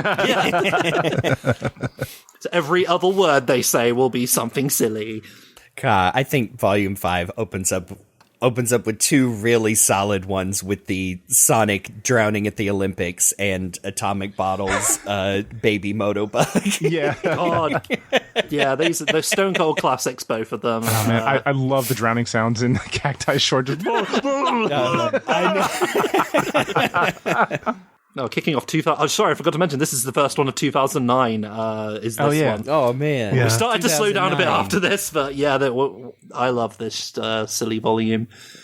And every time Boz Atomic Bottle shows up, I'm just like, he's got his own little world of characters of Robotnik Badniks and stuff that I always enjoy seeing show up. He's I remember like being in calls with him and other friends for like the longest time, and he would say occasionally that he had more fun just drawing the Badniks. So and that was great because for the Sonic shorts, of course, everything's going to center around Sonic and then the other characters, but like as far as the balance of things, like you didn't get too many comparatively of like the Badniks as just like the sole focus, so that worked out. So first is please state your name and if it's changed since the old days, what your name used to be as far as what you use for the Sonic shorts. I am Paddy. Nowadays I typically go by Paddy _RL. When I submitted my Sonic shorts, I was Atomic Bottle. That's what it was. On the Sonic Paradox site, I was Boz. Which shorts did you create and submit for the Sonic Shorts? The first one I created was, I believe I called it Badnick's Day Out. It was the Green Hill Zone short with the Motobugs, I think the father and son. Yes. And I've also created the 3 Robotnik's Invention, with the just basically Robotnik talking with his minions, the Badniks, about just as the title suggests, just his inventions. Yeah, even as a kid, like I love them. Like I love just like drawing them, and because they had the illustrations of the Badniks in the manuals, and I just loved looking at them and learning their names, and it was great. Yeah. Do you have any fun stories about the development of those shorts? It's not really. I don't know how fun it is. It's kind of amusing, especially the first short, the Badnick's Day Out. I was recording off my crappy laptop microphone, so in the background you can hear my aquarium if you listen closely. It's just like old things like that. The second one though, with Robotnik, that was my brother. He did the voice for him, and we pitch shifted him down just a little bit. Oh, okay. Especially for the Robotnik's Invention 2, there was the section where Robotnik is flying through the air on his like little warp thing, which is meant to be in the Death Egg Zone, and he was doing a lot of screaming. And I remember like we were being very loud. It was really late at night. I was concerned about the other residents of the home. It was fun. I don't know. It was always a lot of fun working on those. Just kind of coming up with ideas. Are there any shorts or just iconic moments from the Sonic Shorts volumes that stand out to you? It's funny how like a lot of those old shorts, I guess it's because of the time too, they feel nostalgic. And I love, he goes by Lythero now, but the one where it was the again Badnik related, where I guess they're like neighbors with Sonic, and they're like watching on the TV like a weird line, kind of like loop of of Sonic running the spikes, and just the voices he had for them, like that one just like kind of sticks out to me right away. Yeah, like before you even asked me, when I think of the Sonic shorts, it's always that particular short that comes to mind. I don't know, it's something about it. It's really goofy. Well, you are drawn to the Badnik, so that's probably part of it. Yeah. Do you have any fun stories or interactions from back in the day on the forums or Skype or any other just medium or anything else? I always like just kind of goofing around on the forum. I remember the Sonic shits whenever Bitmaster first kind of brought that forward. I was kind of like the only one at the time that was like for it. Like I was all in. But eventually people kind of turned around and we kind of just decided to make it into like the April Fool's thing. So that was fun, just like kind of making nonsense for that. But anyways, that was a lot of fun, the Sonic shits, just because it was just nonsense. Yeah. Something that was just kind of goofy I would do, I did it more than once, like 3 times I think, like where if you recall on the bottom of the forum, it would show who was online and it would say whose birthday it was. And a few times I switched my my age and the date of my birthday to that particular day, and every single time I made my age older and older. And I was just seeing people would realize. So like when I was like, okay, yeah, I'm 20 now, yay, my birthday. And then a few months later, okay, now I'm like 30. The next few months I was 40 years old. Yeah, like no one did notice. It's just things like that. Now look at me, I actually am almost 36 now. Me too. I feel you. Yeah, nah, that's all good. A lot of things that happened in the forum, which are a lot of fun with the group, like the games we had, like those big threads. The game, I believe it was called. Yes. Oh man. We had the stories. We all kind of build on to like the story. We all have our characters and all that. That was a lot of fun, and it was always really satisfying. Like after so long of working on a short, like I never really liked to show work in progresses. I always wanted to show, a fairly finished product. So just like that kind of, even though you're among friends, you still feel like a little nervous. It's like, man, this thing, like this short, I thought it was a good idea at first, but then you work on it for so long, and you're like thinking like, oh god, this is the worst thing I've ever made. But then like you're posting, and then people they're into it, and, like the kind of relief, and it just, it's a good feeling, just like getting the projects done. Is there anything else just related to your time with Sonic Paradox or Sonic Shorts that you'd like to share? The Sonic Shorts. Whenever I joined, it was, I believe, August 2008, and I met a lot of fine folks there. A lot of people I don't really talk to anymore, but there's a few that I still do. Some more frequent than others, but not always super close. But I do think fondly of you and a lot of the others, even today. Like it's to me, it's kind of like a lifelong friendship. Honestly, like we may not talk all the time, but like I feel like we can always just kind of meet up and just kind of pick up where we left off. And that means something to me. I value that. Is there anything that you want to promote at the end of this interview? Well, I guess if we're promoting anything, it's not Sonic related at all, and it's not like a career or anything. It's just like a side project I'm working on just for fun between my actual job. It's a Doom mod for Classic Doom. Yeah, it's still a work in progress at this point, but it's called Flagathon. For anyone who may appreciate Classic Doom wads, it's on Doom World. Just look up Paddy RL Flagathon and you'll find it. Before I stop recording, like just anything else that you wanted to mention, or? I do actually. It wasn't my early, it was my very first memory of you. It's on the Sonic Paradox forum. You had joined shortly after I did, and I remember your thread hi, I'm Rock the Jake, and this part stuck out for me. It never left my brain. You were like, you can call me Rock, you can call me The, you can call me Jake. And then, do you remember that? And then people were like, I'm going to start calling you The. Yeah, I do remember that. yeah. That's just my earliest memory of you, and I always found it very amusing. I'm glad that sticks out. That's cool. Yeah, I'm just thinking about when we were working with Atomic Bottle on other things, like the Dance Party and Toon Train collab, which is a whole other thing. Sorry, Toon Train collab, because it was a collab.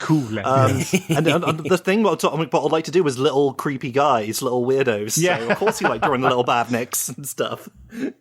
Oh, I'm just thinking back to the draw pile days as well, like the Oh yeah. I think it was him who had the little like bug character that would just like pop out of people's heads and stuff like that.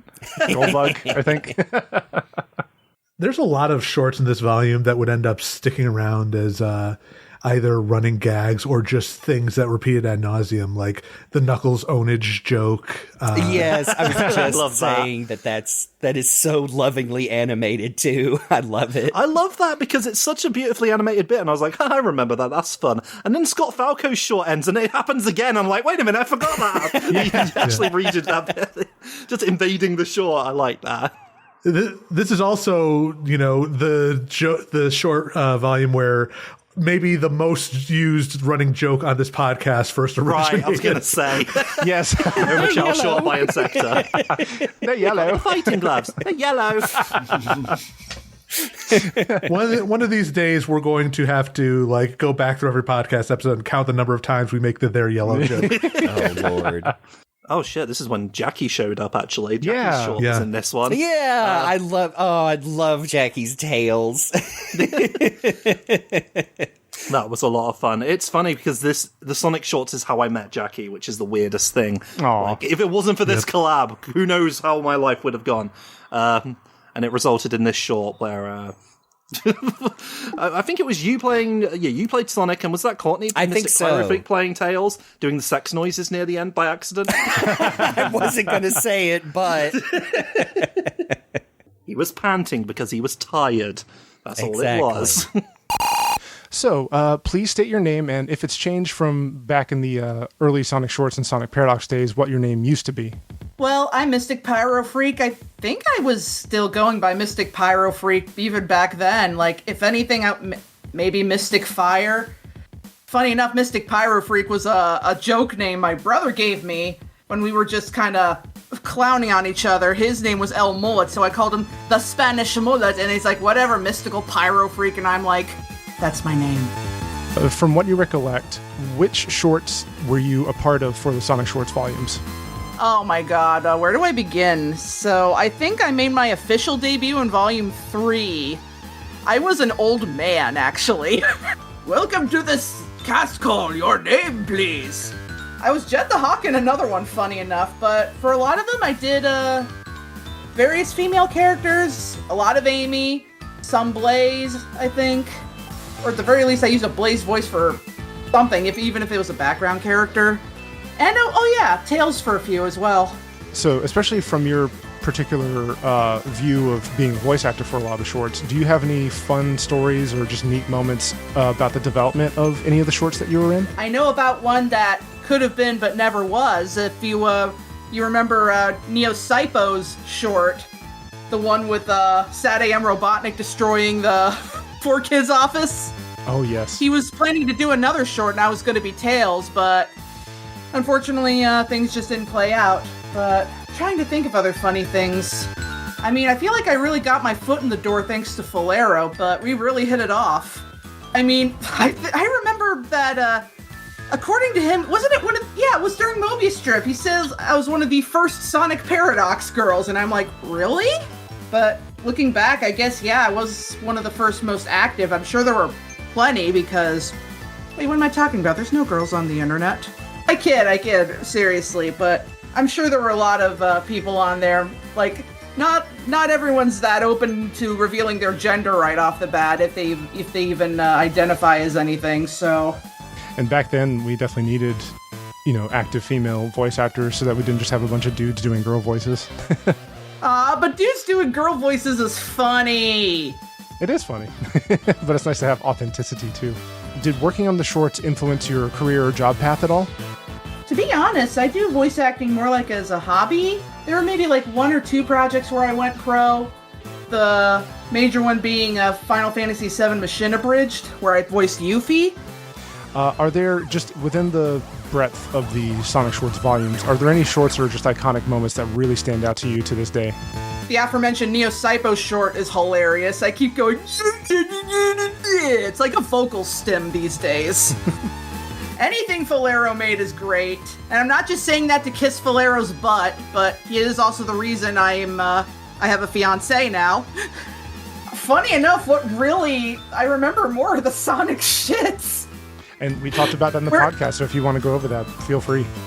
Probably one of the most stupidest things I've done is like, I wanted to make a Sonic shit, but when I opened up Flash and started animating, I kind of just gave up after a couple frames of like Sonic running really bad, and I'm like, I'm lazy. I'm gonna get Rec D to do it. So I just recorded the audio on my old shitty mic and told him to just do whatever. I even got Boozerman in on it because I used one of his jokes and I wanted him to call me out on it. But basically, it was all I'm gonna say is penis wisp. So do you have any fun stories or interactions from back in the day on the forums, the Skype groups, or just any other communication within, all of Sonic Paradox? Honestly, just being a part of Sonic Paradox in general was always a lot of fun, whether it be like stuff for Paradox Power Plays or just like little in-jokes when we would all make fun of Oshawott back during Pokemon Black and White. Well, is there anything that you want to promote that you're working on or that you're a part of? Honestly, I'm not really active in a lot of stuff. I should be, but again, VA kind of became more of a hobby. My primary work is actually manga lettering. In fact, go check out 7 Seas Entertainment. They're the people I letter manga for. And check out series like Servamp, I'm in Love with the Villainous, great series. And I'm not saying that just because I letter them. And I recently started My Girlfriend is 8 Meters Tall. Yes, that's the actual title. This is also where maybe Jeremy's most repeated. Oh, yeah. The only trivia I have for this is this was the short where I taught myself how to use the onion skins in Flash so I could actually kind of do some animation when the lights come on and Sonic turns his head up. Oh, Lord. And I can't help but think about when, the fact that like half of it takes place in the dark, and just think about that one Strong Bad email of like, I feel so easy to animate. that was, brother, I guarantee you that was my logic. I will not ever take credit for dancing Eggman, but I do think Eggman keeps his shirt off for most of the rest of the short volume. I think this was the first time I was actually introduced to Wonder Man. Me too, actually. Yeah, I know. It's a stupid song by a stupid band that just happens to be Sonic related. I forget One Chop's funny Chaos Emerald ones and passive aggressive result screen. Yeah. Speaking of bad nicks, the birth of the Penguinator. Oh my goodness. Oh yeah. Yes. Who was the voice of the Penguinator? It was me, wasn't it? Yeah. Highly processed. I think I'm every voice in this short. I believe so. Minus Tails, yeah. Yeah, like the best thing you can do is like, hey, Jeremy, you want to voice everyone? Okay. Well, I remember just breaking out all my go-tos at the time, which was like 3.5 different voices. You know, the crab meat's right up here. That's meat rod. The only reason I was asking and I was curious is because like I remember so many like late night calls with Richie and the gang, and we were just like at like 1 or 2 a.m. we're just delirious and doing like Arnold Schwarzenegger impressions and making each other laugh way too hard. So it kind of sounded like Richie a little bit. Oh, there are several again that I just straight up forgot. The judge at the end of Vector's Knickers. I'm like, oh, that's a funny voice. Wait a second. Oh my god. I mean, you know, what a one to go out on with Sad AM Robotnik, you know, blowing up 4 kids. Going out on and coming in on, because that's Neo Slipo's debut, right? Like with this beast. Like, it's a great bit. It is very much like the boardroom segment does remind me of something from like a 2000s gaming webcomic, especially the audience participant character. But I love it, man. It's dumb. I guess he's just the CEO, but I mean, I guess it's supposed to be Norman Grossfield. Is such an asshole. I love the mocking right before the missiles. It is pretty funny still. I remember this is the one where we had YouTube copyright issues. Oh, really? Oh, man. The ending credits we were not allowed to use because it got claimed. So whoops. Yeah, so in the end we used a unused short of Lythero's. I just animated it. It was he had the animatic done. I just finished it up, and it just carried on the spirit basically, because the original one was of course the Rick Astley bit with literally someone has re-uploaded that, because I guess you can get away with that these days, but they're just me and Jackie like playing around with our plushies behind the sofa. Oh, that's right. I forgot about that. Yeah, I've still got that guy. I've still got that Knuckles here in his fruity dressing gown, as One Shot put it. So I remember that. That's got to be why I did that for the Sonic F with that Sonic Underground plushie, because y'all did that. Oh my goodness! Yeah, made a little Master Emerald out of cardboard and everything. It was a fun little thing, but couldn't make it to the final version. So Wax was just like, "Hey, there's this short you didn't finish that you posted an animatic of. Do you mind if I make it?" I'm like, "Yeah, sure. Just please let me re-record it. Those lines are so old." And I love the fidelity you went to recreating my crappy like sketches for that one, incling it's great. Knuckles I love it. breaking into Eggman's decidedly phallic base. That was a fun bit. Yeah, I know. I think I do Mighty again, struggling so hard to do a different kind of voice. Yeah. But this is also the point where we go on a slight divergence instead of going straight to volume 6, because this was where Knuckles' briefs came in. Yeah. Oh, yeah, baby. Yeah, we were like, we wanted to do something special for Summer of Sonic, and I don't think it actually showed in the end, but that doesn't really matter. We did. It was my stupid idea. I'm sorry, everyone. I'm sorry you had to put up with that. I love Knuckles' briefs. Just like, I love Knuckles. I was just like, I was literally walking to the fair with Jackie, and I was like, you know, maybe I should make something special with Knuckles. And I'll call it the Knuckles Briefs, because it's like shorts, but not really. And so, yeah, that's just what happened. It's just like, okay, I've got a great idea. Everyone, can you please make shorts for me, please, really fast before Summer of Sonic? That'd be great, thanks. And also, you can pretend to be a Sonic character animating it. Yeah. I mean, you were clearly desperate for people, because this is where you asked some nobody to do a voice for SBO, and I think it's all gone downhill ever since. Hey, that was great. Like, that was your one, wasn't it, Jeremy? Initially the haiku one that was in there? Yes, which is one of the other shorts I completely forgot I made until it popped up on screen. And I was like, oh, yeah. That was fun. Having Cyberlink was there, Jake was there. I forgot about that. This was Pitch Down playing evil Knuckles / Sonic in that one bit. Yep. It's so good. Animated by Griffin Flash, and gosh, I was so excited because that was my first time getting to be part of a Sonic Paradox production and getting to do voice acting for it, and I did my absolute best for it. Yeah. I love that short, by the way. It's the memorable, and I come in to save the day. Every time. That so much. Every time. That little scribbled vector is adorable.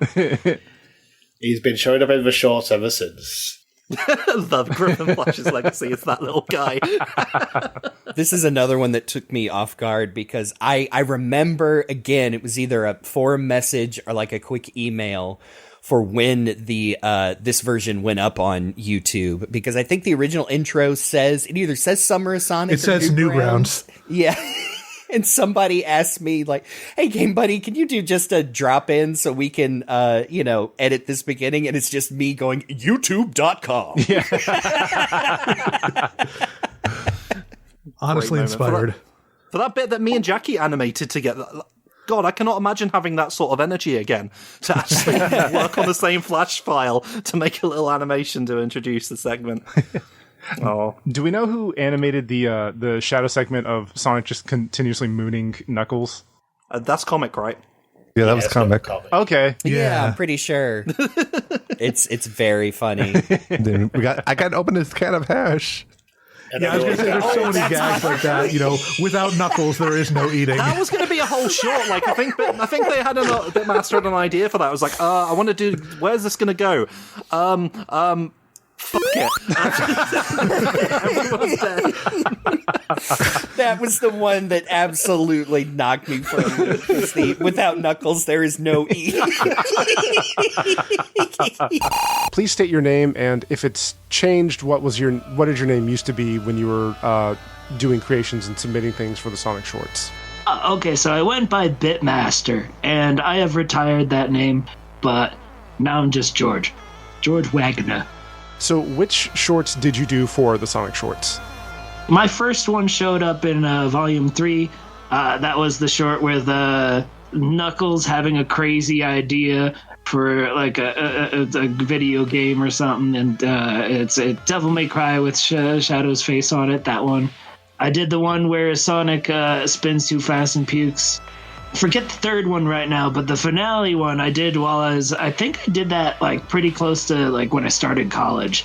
And that was the one where I don't even remember whose idea it was, but generally, like, what if Sonic had so many rings that when he loses them all, it blow up the death egg or whatever, or just it was everyone looks like Sonic or Shadow. Yeah, that was the third one. Anyway, yeah, those were the 4 that I contributed, and I think those were in 3 through 6, something like that. Shoot, man. If you can fish it out, I also did like a parody version of those shorts where I made them Christmas. I think I remember that. Yeah. Yeah, I was so giddy about that. Like Sonic threw up what's the tinsel? The green.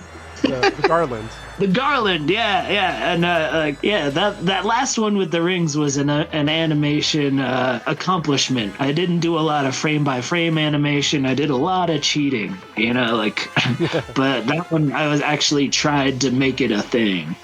But it was a good time. I enjoyed making those. And I think it's also important to bring up that you, if I remember right, you were the one who came up with the idea for the Sonic Shits volumes. The original idea was just to make a fake account on our Sonic Paradox forum, and I made like 4 or 5 really, really bad shorts, because there was a little bit of this vibe where like people who didn't have any skill at all were trying their hardest to get into the collab, and I don't blame them. If you're a fan of Sonic and you're a young hopeful kid, yeah, you want to be funny too. And there came this like we had to set a standard and just a weird attitude, and I just came in, I'm gonna troll the shit out of this. But yeah, I don't know whose idea it was to actually make it a whole collab, and I actually I still regret not checking how the audio worked on your specific short, because I put it twice. Well, I think the legacy of my short, because I'm not an animator, I was using Anime Studio 5 for that, and it would only export in either SWF or .mov, I think. And yeah, and that's why I didn't know what was going on, because it was like a weird, like, self-contained items. Like, well, I have the audio right here, so I'll just lay it out, and then I just never tried to fix it because it was supposed to be bad. Yeah, exactly. Like, I think the fact that my audio got like doubled and layered like that, I think it just adds to what we were going for in that volume. It was funny. I appreciate your contribution. Thank you. So we've kind of gotten into it a little bit, but do you have any fun stories or neat tidbits about the development of the shorts that you made? I mean, like, the first one was just like, oh, Shadow the Hedgehog. It's just, give him a gun, you know, like, that's all it felt like. They're kind of self-explanatory, I guess. They were just, like, the last one was the most, it was not a self-contained crazy idea. It was someone else's idea, and I was willing to do it. And I just wanted to add all those extra details. Like, it was just him exploding with the rings. What if that caught, you know, I don't know. It was a very, just fun part of the process. Definitely wanted to go for crazy. And it's still fun to see, like, the young version of me and what I thought was good. So did working on the shorts influence your career or job path in any way at all? I mean, man, I feel like being part of Sonic Paradox during that period of time was influential to my entire life. Because, for one, that was like a gemstone of my high school upbringing. Like, I had this secret life where all these cool people got together and we talked until 3 a.m. and just laughed our asses off the whole time. It was such a gem to be able to, like, and nobody animated at the time, you know. It's kind of a niche thing. People around the world have to get together into a group. You can't just, nobody in high school animated. Like, I was the only one. I definitely felt a little high about it, but anyway, it has changed in, like, I did do a college degree in animation. I have done a little freelance drawing. I'm working on some kind of cool comic book graphic novel concept. It's really involved, so it's just like 100 pages of text right now, but that would get me back into drawing. The other side of it, being silly, I am currently pursuing stand-up comedy, and it has been quite a lot of fun, I will say that much. And I love the fact that I can have an idea and try it today, and instead of taking 3 months to see if it's funny. Yeah, I'm doing, you know, the day job, but it is definitely, like, because I did art for college, that changed 100 avenues in my life, and, you know, I still play guitar. It's, like, kind of just adjacent, not really related to it, but I do a lot of cool crafts, and it's been a fun life. So, including your own, are there any shorts or just any iconic moments from the Sonic shorts that really stand out to you still, even to this day? The first one that came to mind was Kai had that one where he steps on the speeder and his face is just being ground into the road. And, like, it was dumb and beautiful. And the so in Falero, like the skit where Knuckles is carrying the emerald somewhere very far. That one was one of the funniest things. I was so taken aback by that last. That was great. I loved it. There's so many artists on that group, and it's apparent who are the best, you know, who stood out the most, and, like, a lot of people's favorites. And I would agree, you know. But it was a very fun time and a lot of funny, talented people. Definitely, yeah. So do you have any fun stories or any fun interactions from back in the day, either from the forums or the Skype group or just... Oh my gosh, yeah, getting on Skype and getting on those group drawing boards, like, I it was so much fun. Just do group drawings that didn't matter. It was like, oh my gosh, cool, this is exciting, I never did this. And, like, just living that lifestyle a little bit, you know, it was the most exciting. I really enjoyed that. As we start to wrap up, is there just anything else related to everything we've talked about that you wanted to mention? Just anything about Sonic Paradox, Sonic Shorts, your time with it, any of the people that you knew, just anything you wanted to just talk about at all?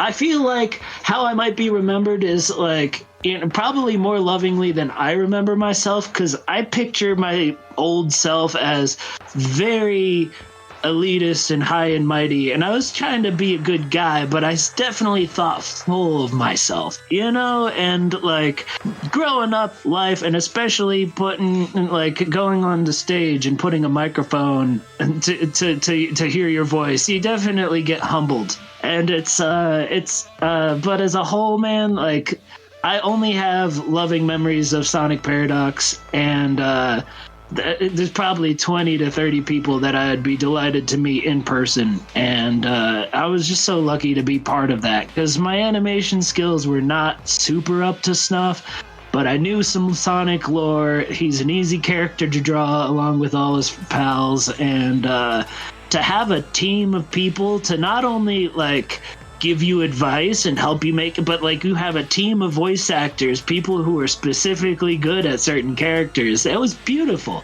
It was really what like a studio would feel like, and I got that early in life. So I have nothing but gratitude for all my experiences. That's awesome.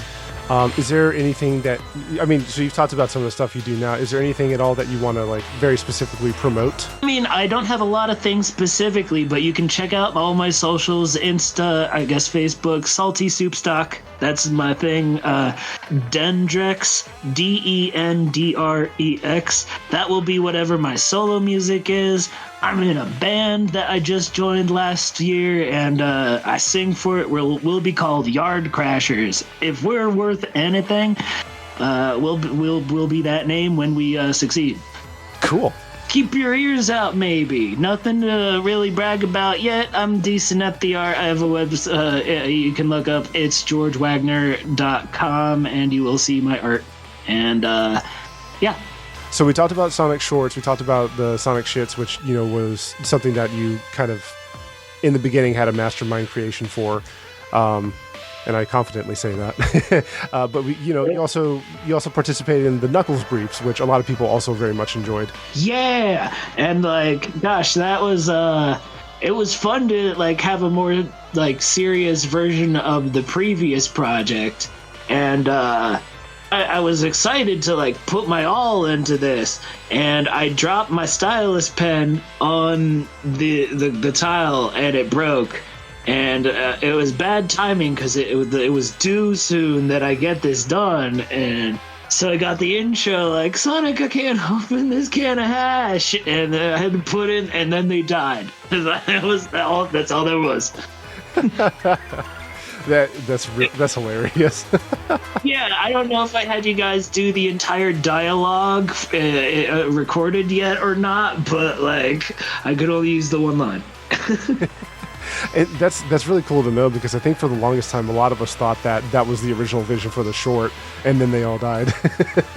Yeah, that's all that's all I could do. It was gonna be like, oh, I'm gonna be strong or whatever. I don't remember exactly what I wanted to do.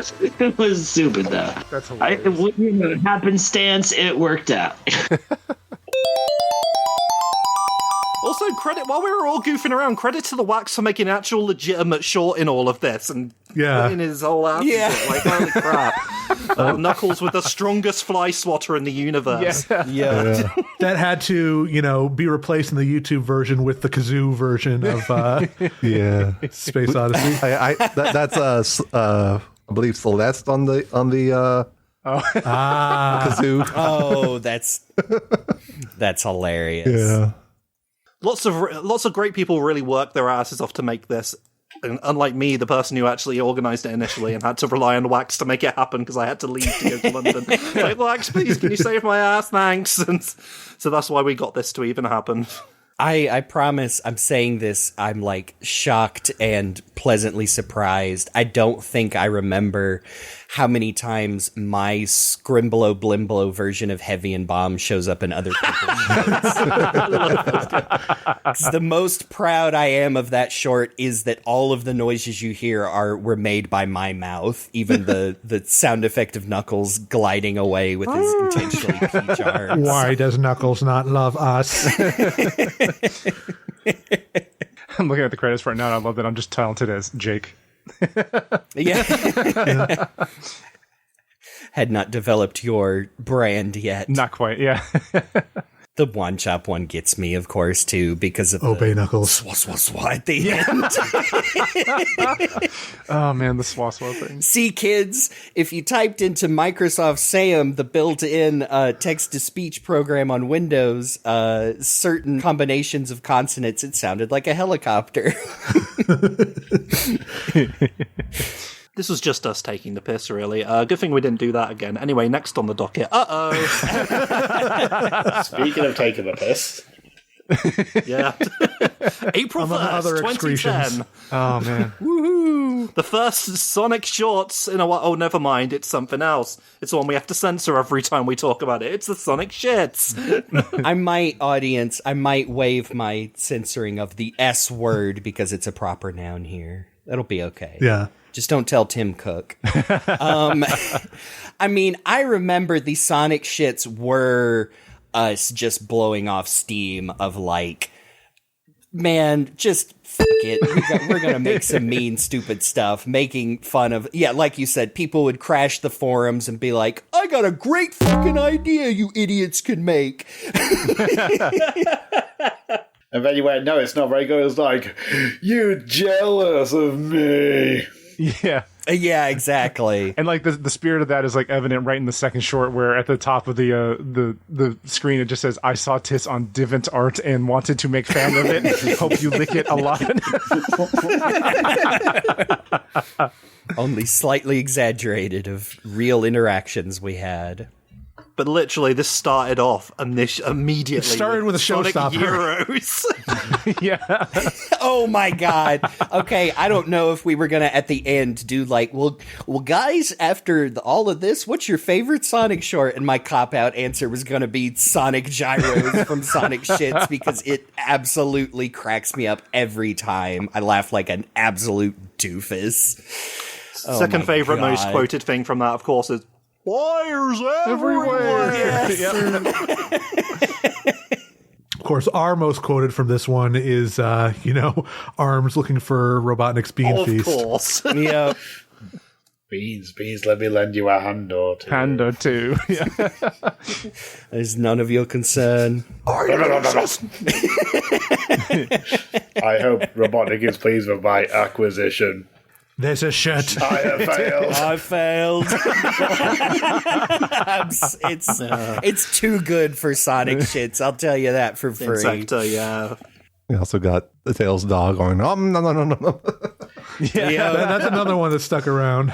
Distinctly not PG-13. Hey, Farid. Yes, Tails dog.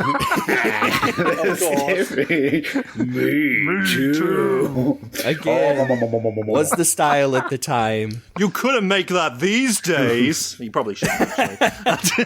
But it was fun at the time. We were having fun. Oh, yeah. That's why it's okay to be horribly offensive. No, it's fine.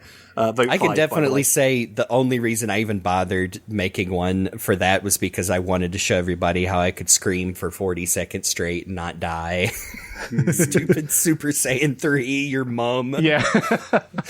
Lord. Oh, yeah, and this is the one that has the sniffly. What color is my fart? That we were laughing about earlier. I don't see a fart, sir. Exactly. Exactly. This was also the origin of another joke that stuck around for, longer than I think anybody expected, which is the crabs joke. Oh, yeah. There's a surprising amount of Richie in this, actually. Yeah, I was about to say Richie's jacking it for excessively. That was something. I am the ultimate. I can't remember. I might be misremembering. I might have been too much of a good little Christian boy at the time to voice most of these. I might have been like, no, I don't think I can do shadow jacking off. I know it's all in good fun, but I probably shouldn't. And now I'm like, man, of course I do the foley of shadow jacking off. So I could have called myself the ultimate. And then right after his short is my terrible one that I did in Anime Studio 5, and because I could only export in either SWF or like .mov or whatever, somebody had to take it and like like, I don't know, transcode it for Flash so the audio gets doubled for some reason. And that makes it all even better. Yes. I never recognized your voice until just now, I guess. I love the cheese cannibalism. That's so silly. I think that was another Griffin Flash joint. Yep. Then Chris with his Sonic's the name speeds my, oh my god, look at those tits. Yeah, the bit that is not in sync, no matter what I can do. But the important thing is the spirit is there. It just adds to it. Sonic weirdly animated on ones and doing. I don't know. I actually don't know. Which sums up a lot of these, actually. Yeah.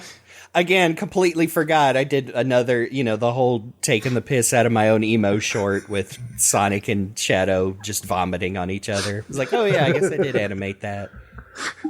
Sorry, I'm watching the KaDoYuu pancakes one. I'm laughing so hard because it's just Richie screaming into the mic. Yes. That was a joke. Became legendary. We did bring out a real volume this year. Yeah, thankfully cooler heads prevailed and we brought out Sonic Shorts Volume 6. I'm sorry, I'm watching the sectors at the end. He can't tie the noose together because of the hearts. I'm sorry, y'all. We should have figured this would just devolve into this eventually. Yeah. All right, all the kids can come back in the room now. It's fine. We've done talking about that one. It's Volume 6. I did a self-indulgent intro where I actually tried to defend Sonic 4, what was wrong with me. It was fun doing the whole Sonic Adventure bit with Knuckles. Yep. Yeah, that was cool. Oh no, I love this because it's dead on. Even with, I'm going to believe that my performance was so flat because I was trying to do a Sonic Adventure voice, and not because I was half asleep at the time. I don't know. No, I thought it absolutely sounds like the Scott Dreer recap with the the long pauses and the loud music. And hey, I will say, yes, the music that keeps getting louder and louder. Oh man. And hey, I'll say Sonic having green eyes isn't what's wrong with Sonic 4. So. Yes. But I just remember, like, at the time, that's what everybody would talk about. Like, he's got green eyes. It's supposed to be a classic game. Yeah. I love the Knuckles in the back. I know, the drawing's so good. I believe the next short with I Am Sega was the first time that we got Morgan to voice Tails in a short. Oh, yeah.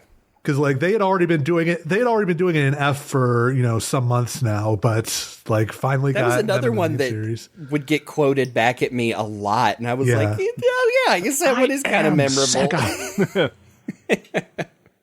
Of course, is immediately followed up with another of those legendary shorts with Cacti right. doing Everybody's the robot working for. Oh, never mind. Sorry, we can. Yeah. Cacti's little Archie short, basically Archie short. Great use of Sad AM samples. Yep. Yeah. And there's Bunny shaving Antoine's hair because she's a hairdresser, like in the comics. Yep. I'm glad that the dancing shirtless Robotnik, he's at least showing confidence in his body. Good for him. You don't have to like it, but you have to respect it. This is what performances looks like. Yes, exactly. And then in Bitmaster short right afterward with like the ring tsunami thing, I can't help but just nostalgically be happy because of seeing Griffin Flash's red dino in the background, because that was like one of his favorite little characters that he made. So it just makes me happy thinking about like the Skype and forum days and all that. I love that short because I've forgotten how long it goes. I forgot it's really extended. And I was like, oh yeah, I voiced a lot of guys in this. That's great. Yeah. Nice callback to Insector short. Yeah. And the rings coming out the Death Egg's nose. Yeah. I like the fact that like the rings coming out of the nose of the Death Egg as like one of the last things shows that for some reason Knuckles is shining his Master Emerald in the Death Egg, I guess. Don't worry about it. Yeah, don't worry about it. Yeah. Yeah, it's fine. and then Lythero's screaming animation. I forget where the audio's from that, but it's a good bit. I remember it's part of a longer animation. It just was this part that made it into the actual shorts volume. I think that's me and you, Falero, at the end screaming as Sonic and Knuckles. He was doing his shadows. Yeah. That's good fun. One of my favorite wax shorts is in this, by the way. The Because We're Sonic Heroes bit. That's, Too. Why are you doing this? That's still my deep Eggman voice. Fun fact about that one: if you running it in Flash Player and extend it to widescreen, you can see Tails Doll getting beaten up by Metal Sonic and Metal Knuckles. Oh, I remember that. Yeah. Oh man, I think I remember you showing us that. Yeah, that's fun. I want to say this comic short was the first time I had been exposed to STC Supersonic. Yeah. Oh, that is one thing rewatching these. I'm like, oh my God, I can appreciate all of these amazing Sonic the Comic references now. I don't even know if Comic was reading the comics. I just think that they really liked the design of the Fleetway Supersonic because he's a creepy guy. And this is also the one that we were talking about earlier with Wand Chops. What about the hedgehog? I'll drive him. Just that YouTube poop style of animation that I love. One Chop along with his like Mario Party ones, like the Luigi is the Pope, you know. Oh yeah, I forgot about that. Oh, and I think this atomic bottle, I'd love this Robotnik. Just his silly little, silly little voice. Yeah. Come in a butter. It's so good. It's such so a great distinctive. contrast. This volume might have my favorite wax shorts, which is the Toxomisters just being stoned up. Oh yeah.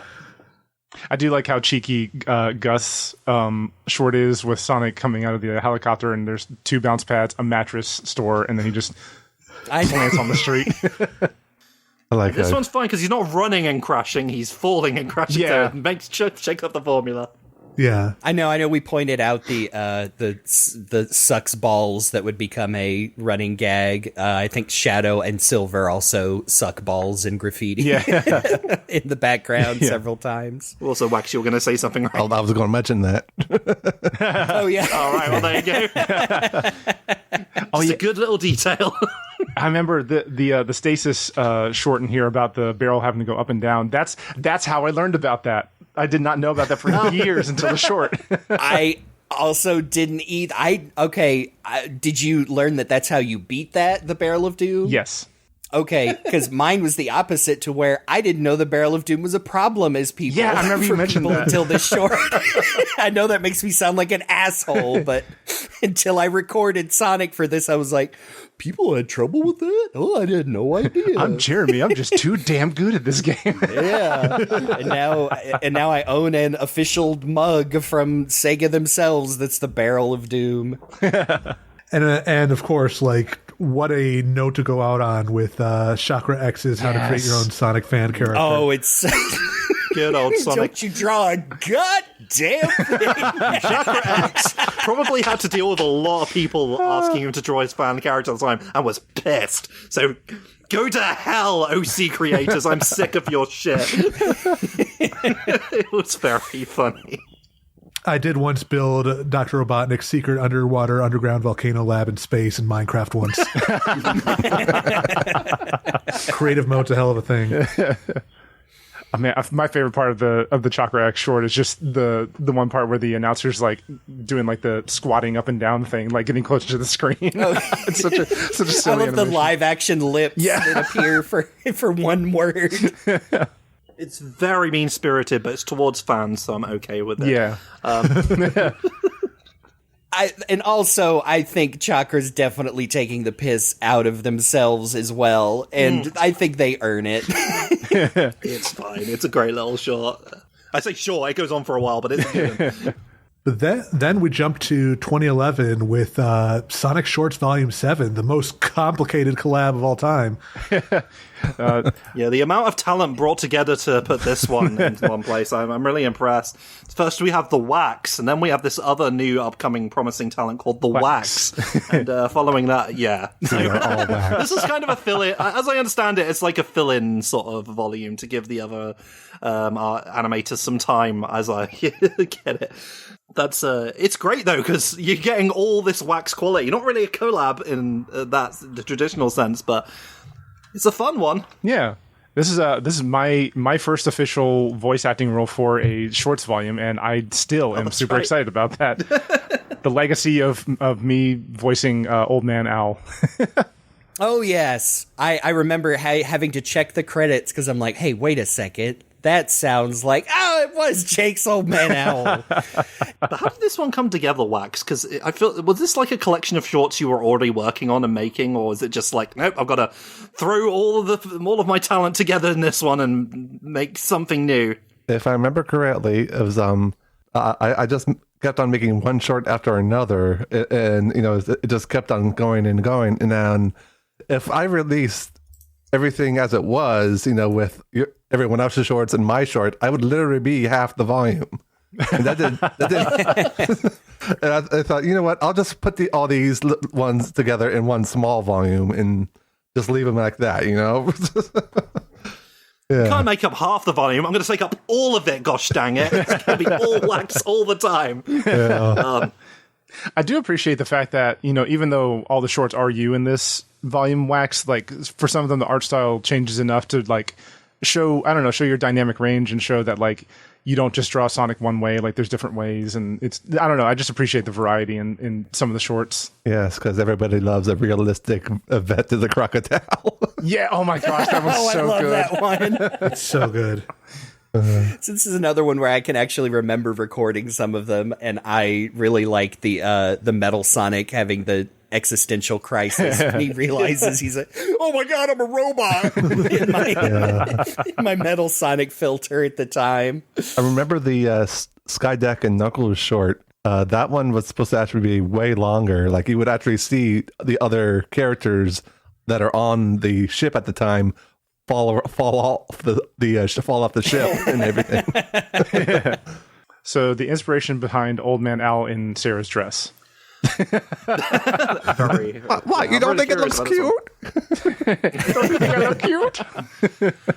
Old Man Owl's great, and it was funny. Yes. Yeah. And Jake do the funny voice. As I say, there's a lot of Sonic F energy in this volume specifically because of all especially that Sonic X short, Yeah. That like the one at the end, and Stuart getting arrested. Yeah. Oh yeah, that's right. There's River playing Stuart. Yeah. I think that Sonic X dinner short was probably my most complex short at the time. Yep, I remember that one as well. Getting shown like some previews of it. Always remember Big the Cat crashing through the wall and cat food.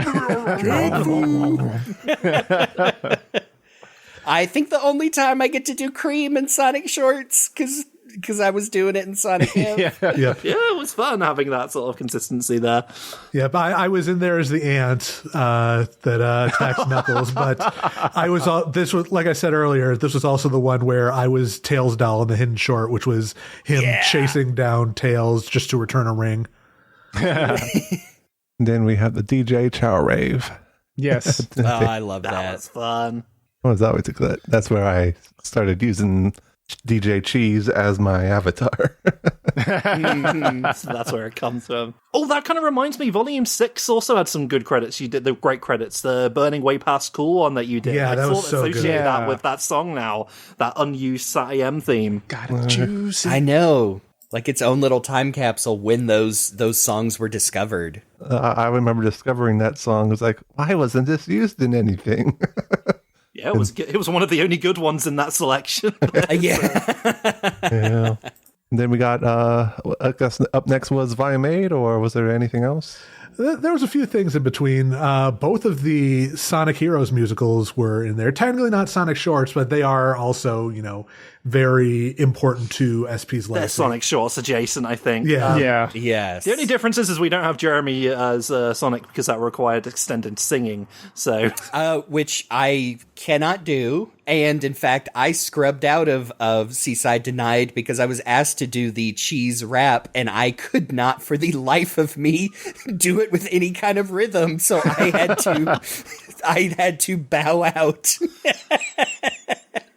Oh, but I love Tom Recorder Dude Rect's project. Absolutely. Yes. So much talent and work put into it, and just it's really fun. I was like, haha, I can sing. I've got one thing over Jeremy for once. I can play reprise my character. It was a good time. Lots of fondness for that particular one.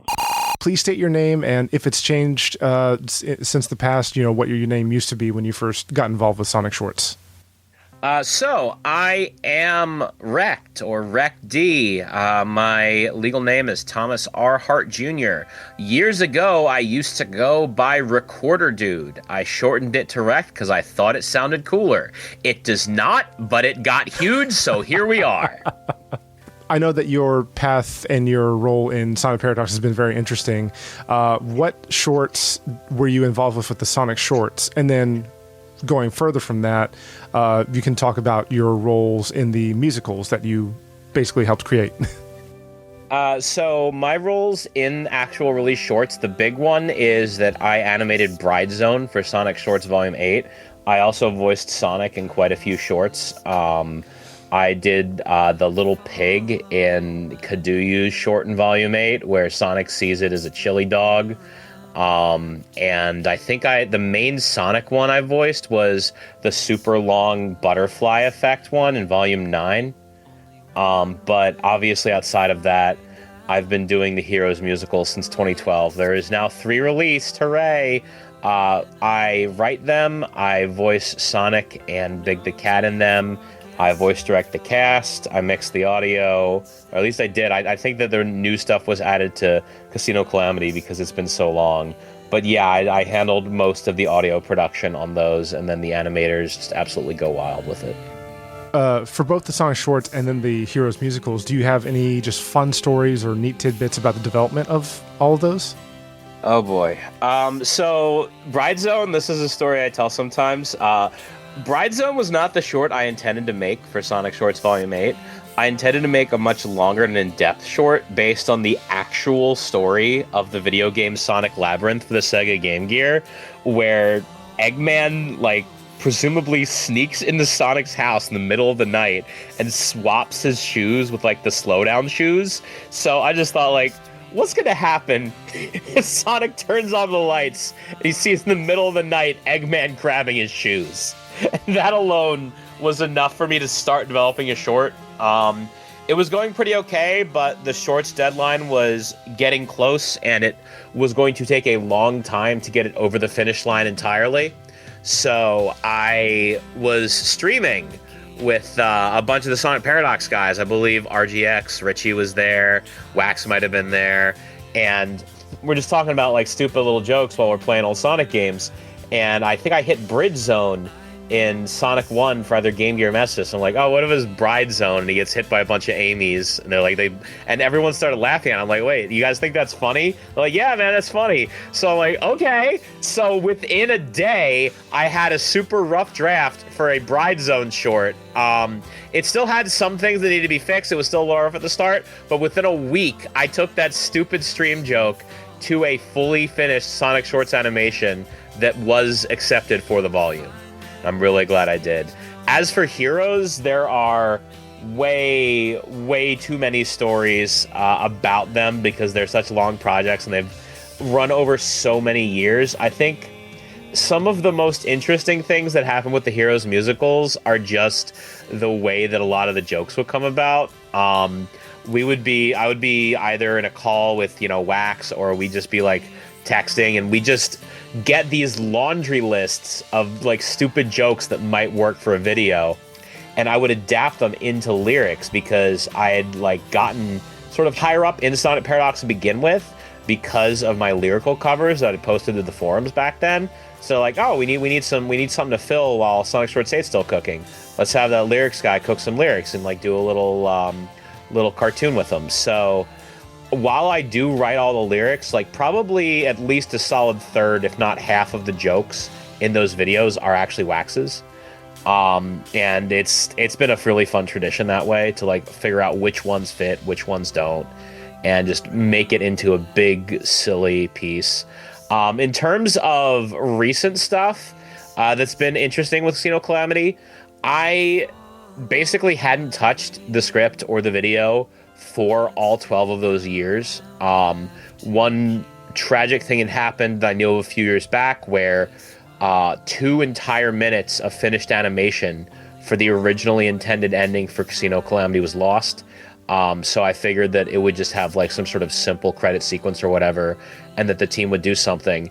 But they'd announced that it was coming out on the 16th, and I'm like, oh, that's awesome! Congrats, guys! So what are you doing for the credit sequence? And they basically said, what credit sequence? Like, wait, you guys don't have one? So within 2 weeks, I wrote out a quick little credit sequence with Eggman's sort of making fun of how long the delays had taken based off a skeleton that Dr. Mac Fox wrote for it. And then I directed Mac as Eggman. I got it to the animator as quick as possible, and they basically animated that entire sequence in a single week, which is incredible work across the board from all of them. So did working on the shorts influence your career or job path in any way? Oh my god, 100%. So Sonic Shorts majorly influenced me in terms of learning what makes projects tick, getting feedback, improving stuff, working with other artists and animators. These are all things that have become a central part of my own channel and the music videos I do, as well as the work I do on games like Indigo Park. Most of my videos feature a variety of art styles, sort of collaborating on one big piece, which is definitely inspired by the way the 4 different teams in the Sonic Heroes musicals would have their own styles, but also is probably inspired by the variety of styles in Sonic Shorts and like wanting to see all those artists coming out and doing their own thing. On top of that, it's given me so many of my friends, so many of my coworkers that I work with to this day, and that I still create stuff with and talk with every single day of my life. And I'm really blessed that I was able to join Sonic Paradox and make all these friends and learn all this stuff. It's really unbelievable because I never could have guessed this like when I joined. When I first joined Sonic Paradox, I tell this story and Wax laughs every time. When I first joined Sonic Paradox, I sent this animation of the Beatles song I Am the Walrus with Eggman and Rotor from the Sonic SatM cartoon singing it. And I get the most uncharacteristically mean email back from Wax I have ever gotten in my life. He never talks like this. And he just responds, I showed this to everyone and nobody laughed. You can join the Sonic Paradox group if you want to improve yourself. And I was so mad. I was so mad at that I said, you know what? I will. So I joined Sonic Paradox. I worked super hard. I was too nice to ban. And this is where it got me. I will admit the short wasn't funny, so he wasn't wrong. Are there any, just like from all the volumes, are there any shorts or just really iconic moments that stand out to you even to this day? I feel like probably the one that really drew me in back in the day was the How to Make Your Own Sonic fan character one, because it was like ludicrously quotable and super over the top. I will never forget about, what was it, Darkness Jesus the Hedgehog or something. Just going so ridiculous. That was like my first exposure to what Sonic fandom culture was. And if you go back and watch it now, it's insane how much it like still holds up, despite how much has changed over the years. There is obviously some of the sillier ones, like the one where Robotnik just starts dancing and like shaking his belly. That's pretty iconic. There's been many recurrences of that one over the years. And honestly, I don't think it's fair to pick one Wax short, because Wax kind of is Sonic Shorts. He just doesn't really miss. So, like, literally pick anything from him and it's probably iconic. So do you have any fun stories and or interactions from back in the day on the forums, Skype groups, or just any other communication forum? I don't know if fun's the right word, but a minute after I finally made it into the Sonic Paradox group, Lythero left. And I thought it was my fault for years. Oh, man. But other than that, I had a lot of crazy times with the guys back in the day. I would spend a lot of time just like watching them animate, watching them play games. I'll never forget, in terms of the forums, my most insane moment on the forums was like, I think 3 days after I joined, because I joined in like late March 2011. It was April Fool's Day 2011, and Sonic Paradox had decided to transform into Pony Paradox. And part of that was rewriting the swear filter to take common everyday words like the and auto-replace them with quotes from this one Moonbase Alpha My Little Pony video. And of all the days I could have an issue, I was having a glitch with my copy of Flash 8, so I'm trying to post like, hey, I'm trying to animate Sonic and Amy for this short here, and something's going wrong with the program. It's like, there's these glitch lines, and then I send the message and it says, guys, help, my pony is John Madden, you do not know how to pony. I was just so frustrated that day, but looking back, I laughed really hard. Do you have anything that you want to promote as part of this drop-in? Go watch Casino Calamity. So many people worked so hard on it for so many years. I cannot imagine there being a better present for anyone listening to this Sonic podcast right now than being able to see a project that ambitious and that crazy actually finished. Awesome. And before we, finish this interview, is there just anything else at all that you want to mention, that you want to talk about, anything like that? I just want to thank Sonic Paradox for like all the education and all the good friends and good times, and here's hoping that our fearless robot overlord leads us for many, many years to come into making fun of a blue hedgehog that runs into things and gets hurt. Here, fully agree on that. For the musicals, I always chose I always went with the team that nobody else wanted to animate. Right. So in Seaside Denied, nobody wanted to animate Team Rose, so I did that one, and then in the next one I did Chaotix because nobody wanted to do Vector. Yeah.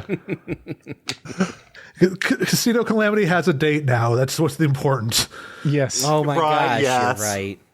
I'm glad that's finally coming out because I was stuck in development hell for a while because these got bigger and bigger every time, actually. Metropolis Mayhem came out and it extended the length, and then every time. Go back to Seaside Denied here. The same day as Seaside Denied. Yeah, I remember back this was the time we started to put Shadow in a dress. Oh, yeah. What the heck? Oh yeah, I just realised both of those came out at the same time. What the heck? Seaside Denied and Sonic Shits 2? The intro to the Sonic Shits 2 gives it so much more like legitimacy than it deserves. It's so great. This is also the only one that I ever animated for with the one is miles per hour and the other is miles per hour, and then my live action spit take. Which you recreated for Ubicon, I believe. This was filmed, I believe this was filmed, right before Yomicon, where we got together. And then you and I did that whole, Jeremy, live action, the week before Yomicon prep short. Oh my gosh, yep. Which I still adore. Yeah, there's a lot of good ones in this volume, like Piggy Banks, My New Pet short, just yeah, absolutely demolishing everybody's ears, but it's so good. Yeah, I know. Again, there are a few in here that are just almost too good. The last one with the crab's joke panning out to the top of crab meat and capping off with Vector, just perfection. Mwah. I remember with the Froggy and the E100 series short, the Flash file became corrupted, so all I had left was the Swift file. Oh no! So I had to find a Swift to FLA converter. Oh my gosh! And it worked amazingly. It converted 98% of it was converted properly. I just had to do a lot of little bug fixes. We almost lost that short. Engineering. That's impressive. Yeah. The things you would have to do just to salvage some of these animations at the time, because Flash was not reliable in any way, but no, we still not made at all. it work. Mm-hmm. Yeah, after that is Volume 8, and this felt like, the end of an era in a lot of ways, and what a note to go out on. Just such a strong, bunch of shorts overall. You'll have to remind me, Boost. I feel like I might have originally suggested the magnet shield picks up metal, and then you just ran with it in absolutely insane ways. Yeah, that does ring a bell. I remember like the idea just like being suggested or brought up, and I remember I collaborated with Lythero and Insector because I had a vague idea of a show, but I'm not happy with it. So like I need to add more to it. So I'm gonna ask the two funniest guys I know. So I came to you two, and we managed to figure out the ending. I don't remember that at all. I'm like, oh, well, I helped on that. I can't take credit for that one. Shit. I'm sure we came up with something for that. But you can. You're in the credits. Oh, good for me. Yeah, it's been a long time. Because I've been working on it for a long time, like couple of years or so. Because last time I contributed was Sonic Shorts Volume 5. Because I was starting university around the time, so I just couldn't contribute to the shorts much at all. So it took me a long time to get it going again. And so yeah, I remember started it after Volume 5, and then it took me like 3 years to actually get it done. Because that's just how little time I had in between then. But yeah, my ambition was to just try and make it the best animation that I could possibly do at the time. Try to give it like more dynamic to it by like doing some head turns and stuff in there to try and make it look more 3D. And just try and push myself more than I had before. And that's what came out as a result. And I think it worked. It's probably one of my favorite shorts in any collection. It's a big one. It's real strong. I love the ongoing scenario throughout the entire volume. Sonic is trying to have sex with Amy, but then he pretends to be gay. And then he does again. Then Vector's wholesome there. family entertainment. Yes. Vector's always present. My favorite part of the Volume 8 was the atomic bottle short with the stick of butter just laying next to the eggmobile. Oh yeah. The whole death egg taking a tour through. This is my new way to get around the death egg. I love the joke of playing checkers in the Mystic Cave pit. It's a simple joke, but it works so well. Waiting for the Supersonic's rings to run out, and Tails occasionally dying in his invincibility. Oh yeah, this is also when Aerobian Angel joined in. That's right. The short, the Sonic Colors, Lost World short he did. It wasn't actually made for the shorts. It was just he already uploaded it to YouTube earlier. But it was only like a week away or so we just went ahead and put it in. It's the coolest the Deadly Six have ever looked in anything. Yeah. Of course, the sequel, Nice Watch Nerds. The Bride Zone really got me this time too. It's so silly. I love this is also the one where Piggy Bank did the "I'll make you eat those words" short. I love that one. Legendary. Yeah. That's so good. That is one of my personal favorites as well that I remember recording for. He asked me to do the backgrounds for that one, and you could tell. Yeah. KaDoYuu is another animator that I'm always happy to see show up. Yeah, she's great. They're not to skip ahead, but just realize that, they did have the very small short in 9 with these soap shoes that cracked me up as well. She was one of the lead animators for a documentary that I made some years ago that you narrated for, Jeremy, and oh my goodness! Yeah, I don't think I realized that. And of course, the animator on Knuckles singing Bakamitai in Sonic F. Yeah! Oh man, KaDoYuu rocks. So please state your name and if it's changed since when you first joined Sonic Paradox, what your name used to be. Oh no, it hasn't. It's still KaDoYuu. That's pretty much what it is everywhere, forever. So which shorts did you work on for the Sonic Shorts volumes? The earliest one I can remember is the Sonic Super Hog, where he's stealing emerald power in every short. Like, he always has to be super in every final boss. Even if he's fighting with someone else, he's got to be the most super. That was one of them. I think that was for Volume 8. There was the one with the chili dog. You know, Chili Hog? Where he's in Spring Yard, he grabs the piggy, it's like, yeah, I'm saved now. No, he saved the pig, but yeah, he didn't. Yeah. I think Recorder Dude wrote that one at the time. Yeah, I actually just talked to him last night, and he said that he was the one who did the voice of the pig as he got picked up. Oh, I think for Volume 9, yeah, Soap Shoes. Oh, yeah. That was co-written by Zybun.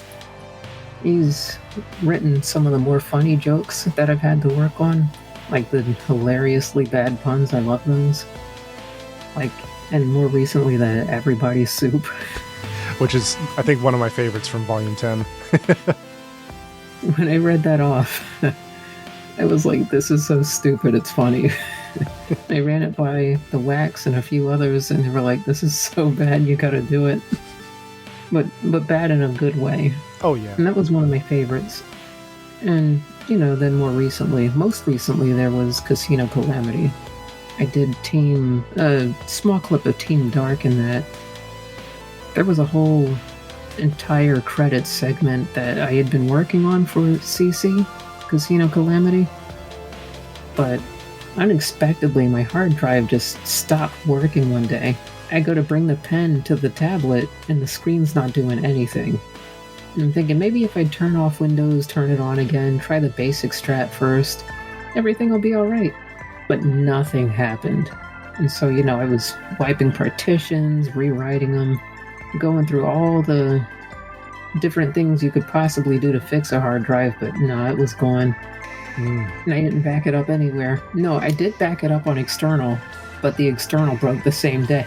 Oh, man. Yeah, like, just double kick, you know? So the credit sequence, that was gone. There might be a floating clip of it somewhere on the web, like in the upload records, like in the messages I sent the Wax on Discord. I have to see if he's still got any of those, but right now I don't even have like special features I could put in a DVD for you to look at. Do you have any fun stories or just neat tidbits about the development of any of the shorts that you were part of? Right offhand, I just got the most recent stuff in mind. I'm thinking about CC, Casino Calamity. We just called it CC for so long.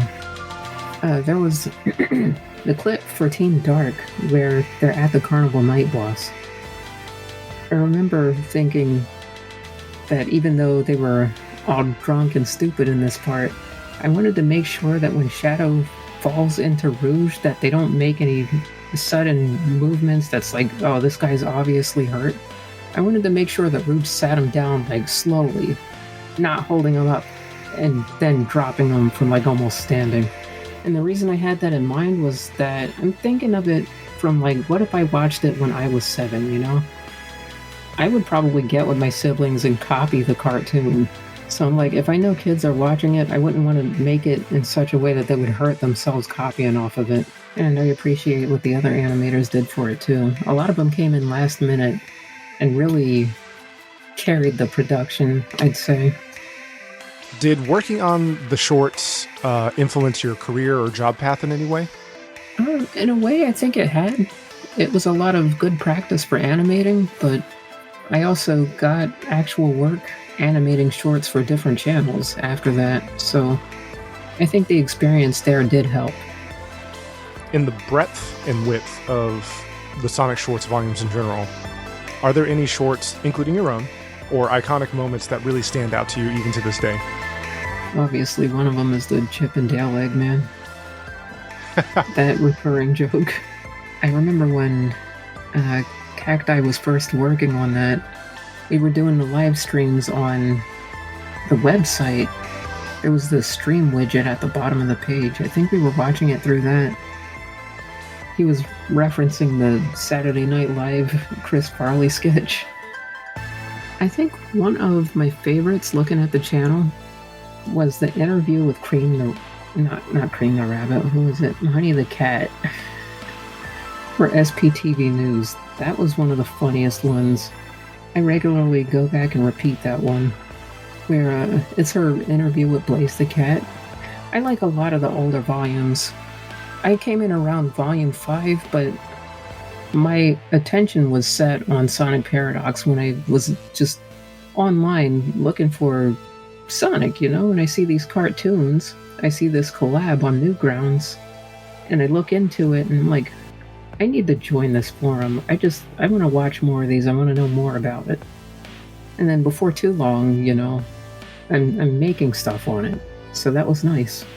A lot of them are my favorite. I can't pick a specific one, but besides the SPTV news segments, a lot of them are just in the older volumes, like before volume 5. And last question, as we wrap up this interview, is there just anything else at all that you can think of that you want to mention, or like any shout outs or anything? Just anything at all that's on your mind? Man, this is so rapid fire. I know I'm going to think of everything like right before I go to sleep tonight, but at the moment I've got nothing. Like I'm proud of the team, how far everybody's come, like all the growth and development that we've all done as people and as a channel collectively. I can say that I appreciate all of that. Like seeing how it's been trial and error, but we still persevered, and especially with stuff like CC, just pushing forward and finally making a production like that come to life and happen. And I think the fans of the channel appreciate that too. Let me make an addendum. I do need to give Time 8th a shout out, because he did very excellent voice work for Eggman in the parts of Casino Calamity that didn't make it. Those parts that were deleted on the hard drive and the backup hard drive. For example, a scene with Gerald Robotnik. He was supposed to be part of this flashback with Black Doom. It was about how Sonic sabotaged Robotnik through history.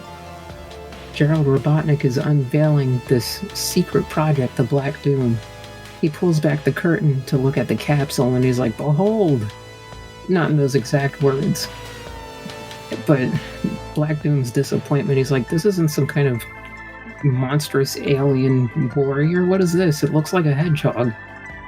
And they both look up at the tank, and Maria's pet hedgehog is swimming in the biofluids. And, like, Harvey does this great take where he's like, "Sonic!" Because the Sonic was the hedgehog's name somehow. Black Doom smacks Gerald into the wall and leaves. It was one of those things that never left the cutting room floor, but I want to give him a shout out for the really good job he did. And we might publish those individual clips later. I have to talk with the other animator, Fez Penguin, for the work he did on that, because he did a great job. But I want to give Time 8th and Fez Penguin the shout outs for those clips that didn't make it, because I don't think they both ended up in the credits either.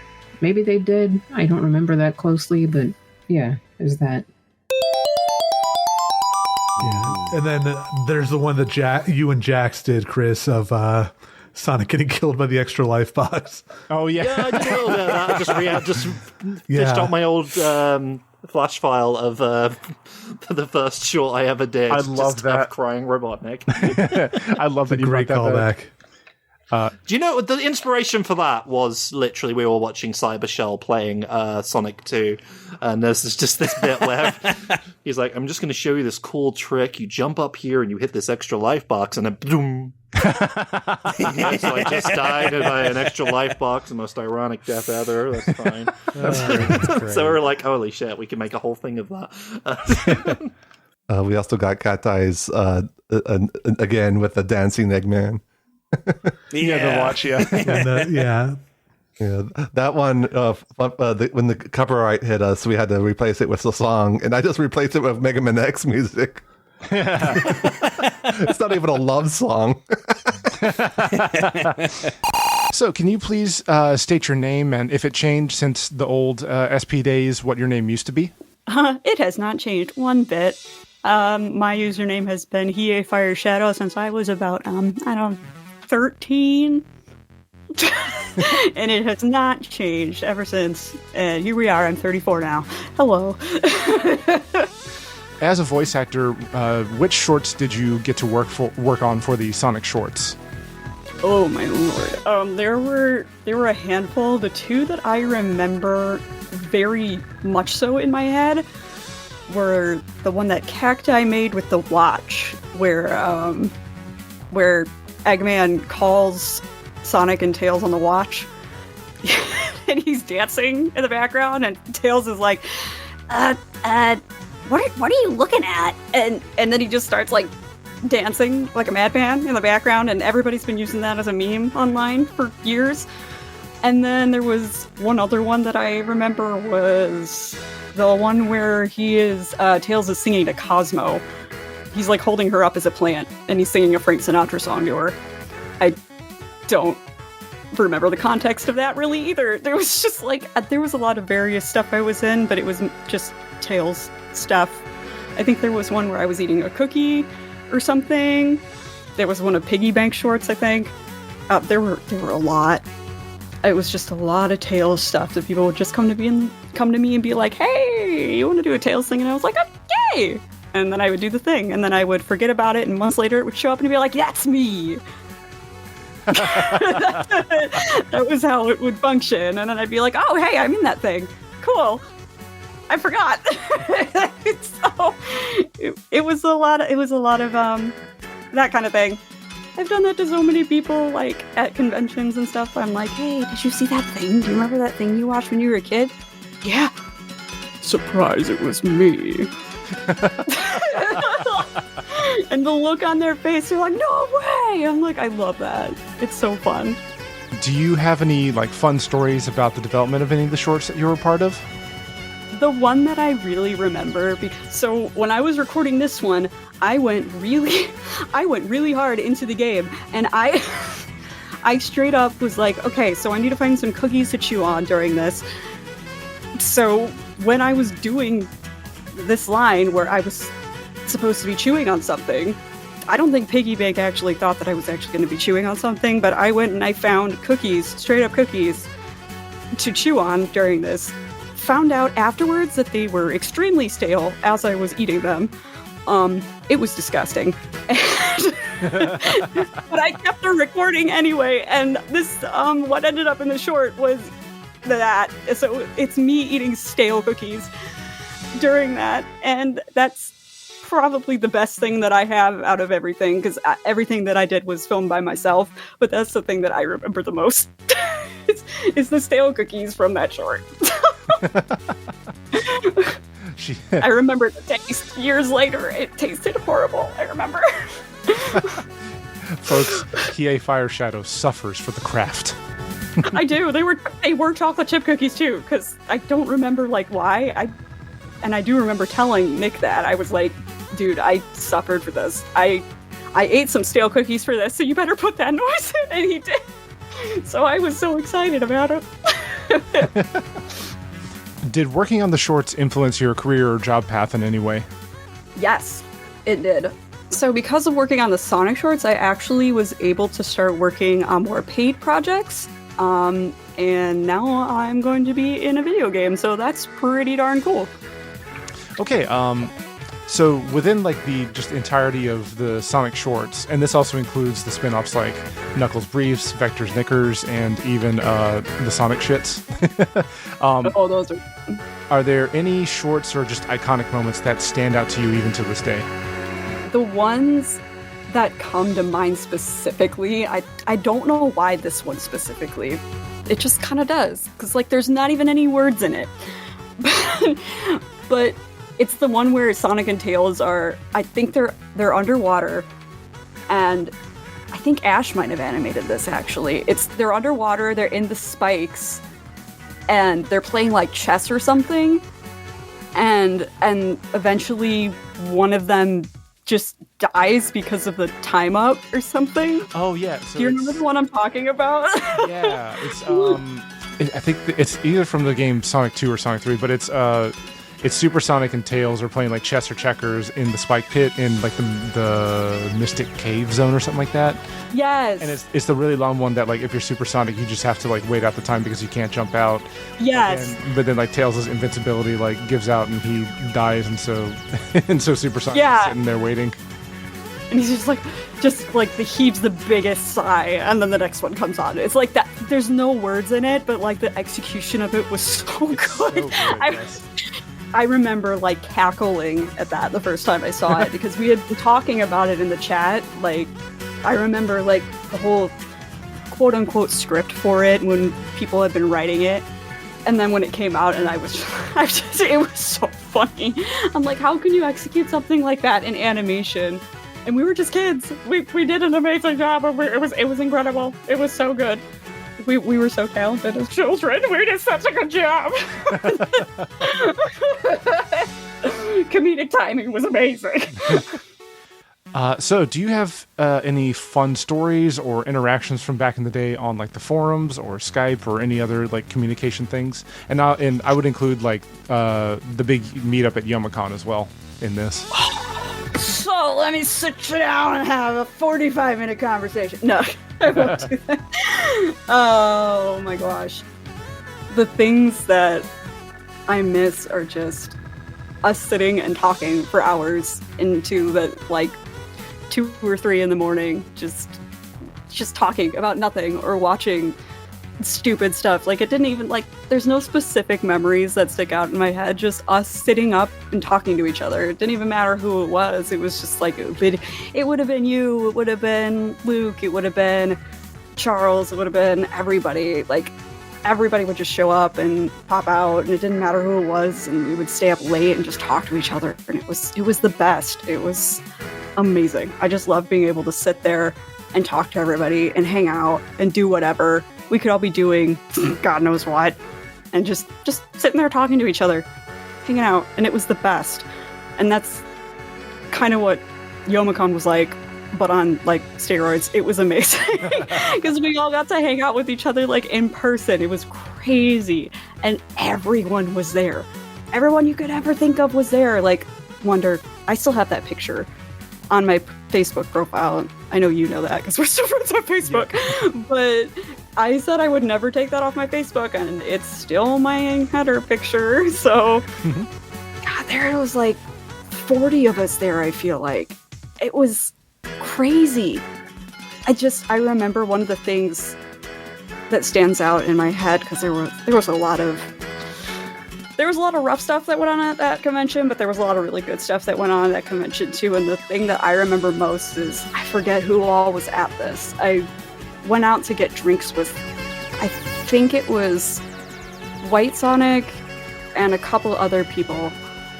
And we just like sat and talked for like an hour or something in a booth at Youmacon for, I don't know how long. We just sat there and had our little drinks and we were talking.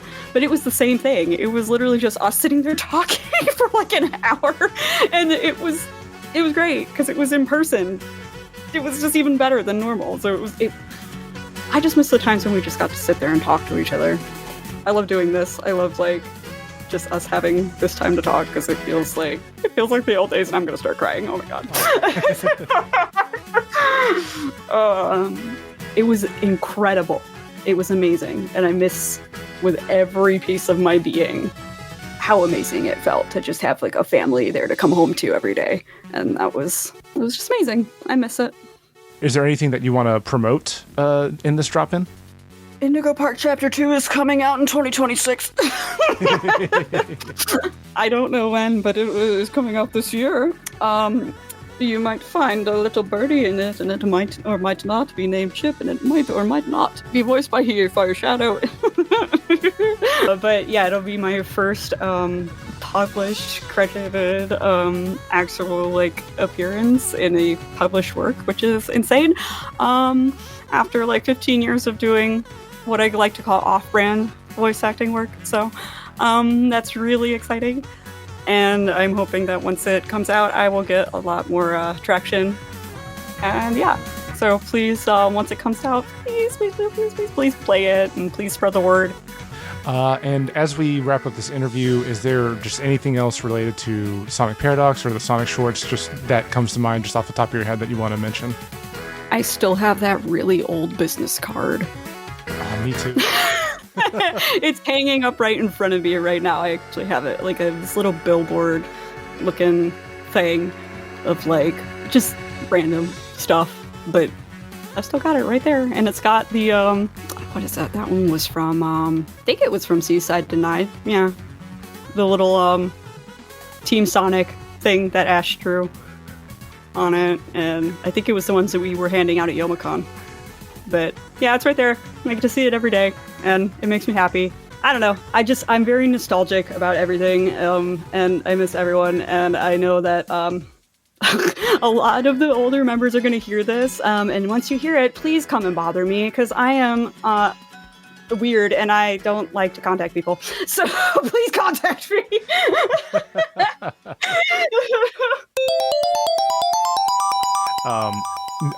So I'm biased on this one, but I do very much enjoy Digsbot's short with the I forget the name of that badnik from Hydrosity with the rocket shell on its back. Yeah. But I get to play that one and douchebag with the rocket. Yeah, and so Sonic's on that like speed platform, then his neck snaps, and then and then Alex Kidd comes by and pees on the corpse. I know. But I thought our job was to kill Sonic. And yeah. Gosh, I had so much fun voicing for that one. Because I remember like doing a pass for it at first, and then Diggs asked if I could like put a little bit more emotion into it, and so like I really made it pathetic for the. I thought our job was supposed to. I know. I specifically remember. I guess because it had just been so long. I remember getting really good direction from a lot of people on these, to where I'm like, "Hey, I sound good because of that." Yeah.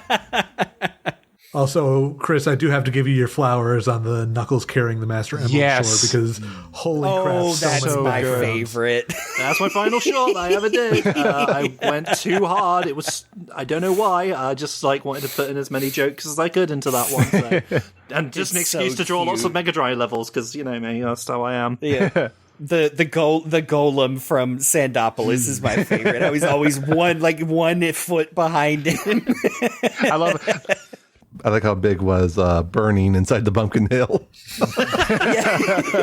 Yeah. Put as many people's other animators' names in the Carnival Yes, Nights yeah, I was going to say that. Like, Boozerman Beer has a whole building. Of course, naturally. Specifically remember, I think you showing us an early part of the, the arms that prepare a beautiful bean feast for Dr. Robotnik, or he'll chop off my dick. Yeah. that's a Kenny bit. Like, Kenny bit that I don't think made it into anything. It was just his, he just a little short of, or he'll chop off my dick. And I was just like, I'm going to recreate that for the sake of this, because Kenny's deeply affected my sense of humor through the course of, Insector. I keep calling him Kenny. That's his real name. Yeah. Sorry, doxing him live on the podcast. And the Knuckles crying at the end of that, I love it. and then Eggman coming by kicking him right before it. Yeah, only in the finished version, not in the version that was shown at Summer of Sonic. That bit got cut out. Because, to be fair, there's a split second of blood. So he kicks him so hard that he tweens into an accordion shape. It's lots of fun with that one. And then everybody dies. Yes. Finally, we get what's coming to us. Well, Booz is short with the lightning shield and basically the Katamari of everything following him. It's so good. Yeah. Thank you.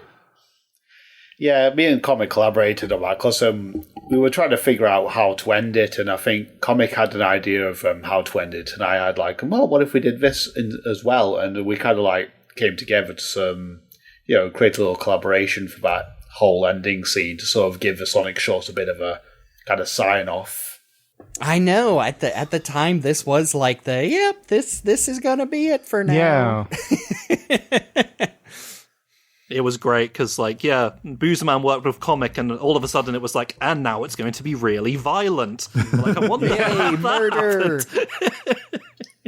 It's so good to see all the artist portrayals in the long short. And just picking out there's Jenny, there's Insector, there's Booz, there's Real Iceman. It makes me so happy. There's Jeremy about 5 different haircuts ago. Yeah. Yep. I know. I think y'all asked hey, do you want to animate yourself getting killed? And I was like, I don't do animation no more. I'm sorry. I love these credits too. Yeah. Just what a great way to, send everything off. And we never made another one. I think it was Mac Fox who suggested the end credits for that. I'm like, yeah, that's a good idea. And I'd volunteered to make it. So I just went, because Wax provided the FLA files for all the volumes. So I just went in and grabbed a bunch of assets and put them into a flash file so Sonic would run past them to create that little montage. It was very touching. And again, just like the whole ending scene about us getting killed, like this was another nice way of sort of wrapping up the series.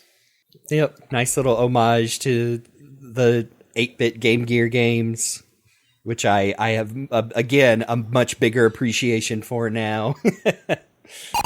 Hello there, I'm Graphic Nate, formerly known as Paranoia Sonic or PNSK when I was heavily involved in the Sonic Shorts. So, some of my fondest memories with the Sonic Shorts was getting to hang out with everyone in the day-to-day on Skype. Just getting on Skype after school, getting to hop into the conversation and see what people were up to, seeing people share art that they were working on or animations that they were working on, and just getting to be involved in that process of seeing people grow as artists and creatives, whether it be writings or songs or animations or just general art in general. Getting to crack jokes with one another over Skype, whether it be making a silly Photoshop meme of one of each other, or getting to make funny voices and vocal cracks at one another. Something I remember very fondly was all of the time we would spend on iScribble, getting to take part in drawing a really big, silly group of memes or silly in-jokes, or making a really big art mural with all of us who liked doing art.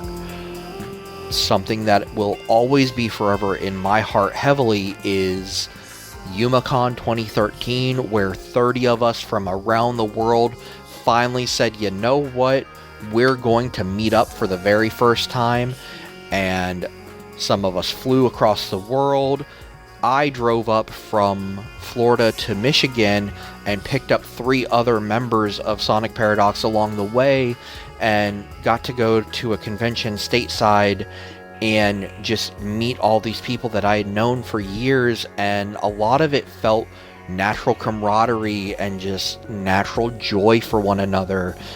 And getting to do that is something I look back on very fondly, and getting to see where the Sonic Shorts are and where they came from is just something I hold dear.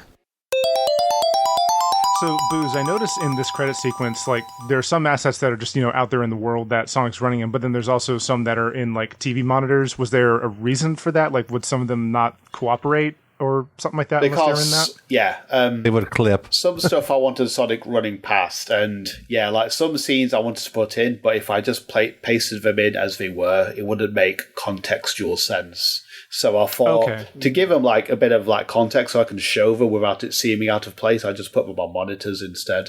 Okay, that makes sense, yeah. That's smart. And then Sonic comes to a halt, looks up in the sky and sees absolutely nothing. Because you sure weren't hinting at anything else that was going to happen. Yeah. I mean, it did come out. It's just 5 years later. Eventually. So 2013, we were on a massive high with, we were at Summer Sonic 2013. We debuted Metropolis Mayhem, then surprised everyone with Sonic Shorts Volume 8. And then later that year, we all met up at YumaCon. Yes. Yeah. Oh, man. That was so many people. Had Game Buddy and Mac Fox recreate the Honey Smack short. That's right. Oh, yeah. Man. Oh, man. Oh, I meant to say, that one. And the Honey Smacks gag in the E-Series robots. I remember being so excited that I got to play the one that sounds like this. My frog's the right one, because I love that voice. I've got a really fun YumaCon story. So at the time, I roomed in a hotel room there with KZS and Gust. And it was just the three of us hanging out, and then there was one point where we all came off of the elevator, and right as we were getting ready to start walking away from it, Richie RGX comes up to us, because we're all like a really close knit group of friends. Like, I mean, like in this call we're all friends, but like for me personally, like Richie, Chris, and Dana, we're all still extremely close friends, and so it was just amazing, because especially like we thought that Richie was not going to make it to Youmacon for some reason. And so coming off the elevator, and then all of a sudden Richie grabs Chris by his shoulders and screams in his face, "Chris!" And Chris is like wide-eyed, going like, "Richie!" What a debut! That particular convention was a lot, because like Jeremy was rooming with me that weekend. I had picked him up, and my car literally died like the day before the convention. I had to rush to get a new one, like in time to get everybody there and pick up people from the airport. Oh man. Oh, I remember like helping you program your phone into like the built-in Bluetooth as we were driving away from the airport. Yeah. It was a mess, but it worked out in the end, and holy crap, that was a hell of a panel. Youmacon was so special. I know. Like I said, it was so fun and amazing that my brain can't even remember all of it. Yeah, great experience all around. Great finally meeting everyone in person. And Yep. Yeah, it was a special moment in our history. So we were all on a big high with 2013, and then 2014 rolls around, and we all know what happened in that year. We got hacked. Yeah, what happened that year? Oh, that's right. Yeah. Yeah. That was a rough stretch. That hack really did us in. Was it the YouTube channel that got hacked, or was it the forum too? It was just the YouTube channel. Yeah, gosh, I remember that. Like, that took a while to get resolved. We had to make like entirely separate channel and social media and stuff to like make up for that. Mm-hmm. Oh yeah, man. I remember submitting I think some like original files or stuff to YouTube as part of that appeal, like to prove that like, no, this is it's a collaborative channel. Yeah. Here's proof that we all owned it, man. Yeah. I'd almost forgotten that. This was back before Twitter was a big thing, so you couldn't just yell at the YouTube channel on Twitter. And what got it back was the fact that our YouTube partner said that the hacker was trying to cancel us, cancel our contract, and oh my god, gosh, because they're apparently going after the money, you know. So I yelled at the contract, them saying, "No, that's the hacker. Deal with them," you know, and they took care of it. That's great, Hackzor. So if I remember right, like one of the good things that came out of that hack, surprisingly, was kind of the start of. There was a tool that Newgrounds put out that helped Swivel, like make old flash files HD, and Swivel, that's it.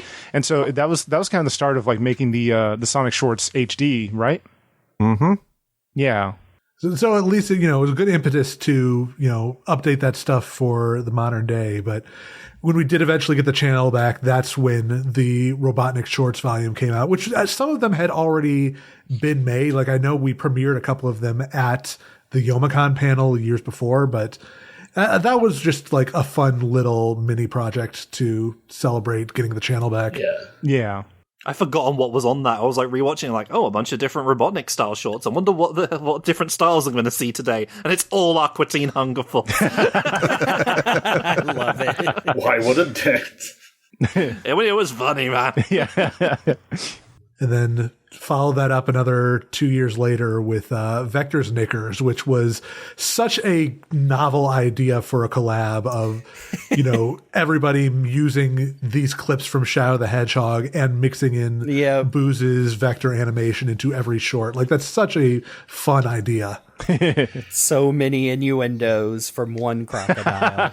I will admit, I initially sat down to watch it like, there's no way they can drag this out for 11 minutes. It's going to get old. And like, no, never mind. This is funny. It's like, what the hell? And the fact it's all mostly different clips as well. You can get a lot of mileage out of that one set of voice clips from 2005 Shadow the Hedgehog, apparently. You really can. I got the idea for it after Knuckles Briefs came out, and I thought, like, people really like the Vector that I do. It's like, what if I suggested a character collab around Vector? And again, it's one of these things I started off getting ideas for, and I remember posting an animatic idea for it on a DeviantArt, saying like, oh, this is an idea I had, I don't think I'm going to make it. And people are like, if you made this would be the best thing ever. And then the hack happened, so it kind of put it off for a few years. And then when we got the channel back, it's like, all right, just kick into gear and get this finished. And yeah, that's how it happened. And I'm glad I did it, because it's always fun just playing with that Vector, and the joy of just sitting there listening to all the lines and thinking, what can I do with this? It's like, ooh, I could do that, I could do this, like, ooh, I could put these together and do this, and just all the lot of ideas I had. So yeah, originally it was just going to be there's 50 segments altogether in that thing. And originally it was going to be 40, but then towards the end I got an idea for another 10. So like, okay, I'll just throw them in there. I'd love the overarching narrative that ends with the big court scene. Like, oh, Vector corrupted the master file for Sonic 06.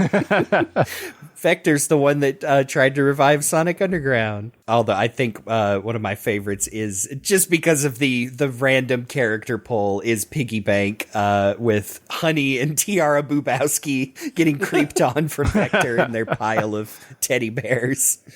Snooping as usual. Oh, yes. And then I have to give props to Cacti just for animating Mean Among Us. Yes.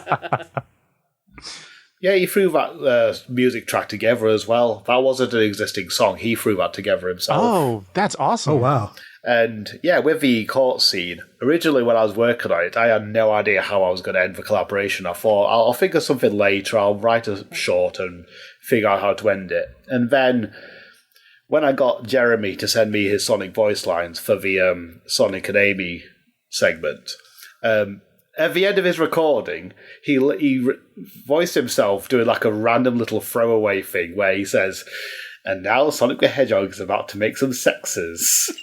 He just put it in there. He put it in there. I did wonder about that, because it just sounded like it's a joke. Now Sonic the Hedgehog is about to make some Just an outtake. Yeah, he literally just did it as like a fun little thing. But I listened to him like, I've got an idea. So I used that as a setup towards the court scene, and so thank you, Jeremy. And I love it, because I remember you giving me some great direction on making sure the judge hits all of the right emphasis, the snooping as and all that. I think it turned out great. Thank you. I mean, it's telling that, like, nearly 10 minutes into the short, every time Vector gets thrown out of a window, I'm still laughing, you know? Yeah, but as part of the process was, it's like, how many ships can I have Vector intrude on and get thrown out the window on, and how many ways can I play up with it? Because one of the original animatic ones where he's in the bed with Vanilla and he doesn't get thrown out the window, he just does that scream, which insinuates what happens. It's canon now, and it's horrible. But yeah, I am proud that was the first big collab we got out after the whole hacking incident and kind of got us rolling again. Yeah, I got the footing back. And rolling you did, because that was same year we finally got Sega Shorts, and it was just so satisfying to see it finally come out after so many delays. Yeah. Like, I remember us premiering a couple of those shorts at Youmacon 5 years earlier, so it really felt like something special when we finally got that out there. I remember having how long it took just to do that ending credits sequence. Yeah, that ending credit sequence is still like amazing. Just how many characters we managed to squeeze in there. And there's still more that I could have added. But after that, we did all the Sonic Seconds. Oh, yeah. Yeah, Sonic Seconds was a great way of, kind of carrying on the spirit of the shorts without doing the full volume. I think that, just having your little 2 to 3 minute volumes every couple of months was a incredible idea, and I'm not just saying that because I wrote a fair number of them. Yeah, but also the whole idea of doing shorts was to try and appeal to the algorithm at the time to get more content out more regularly. Yep. Trying to game the system, but then the system changes, so it's like, well, at least we've got all these great little shorts now anyway. Yeah.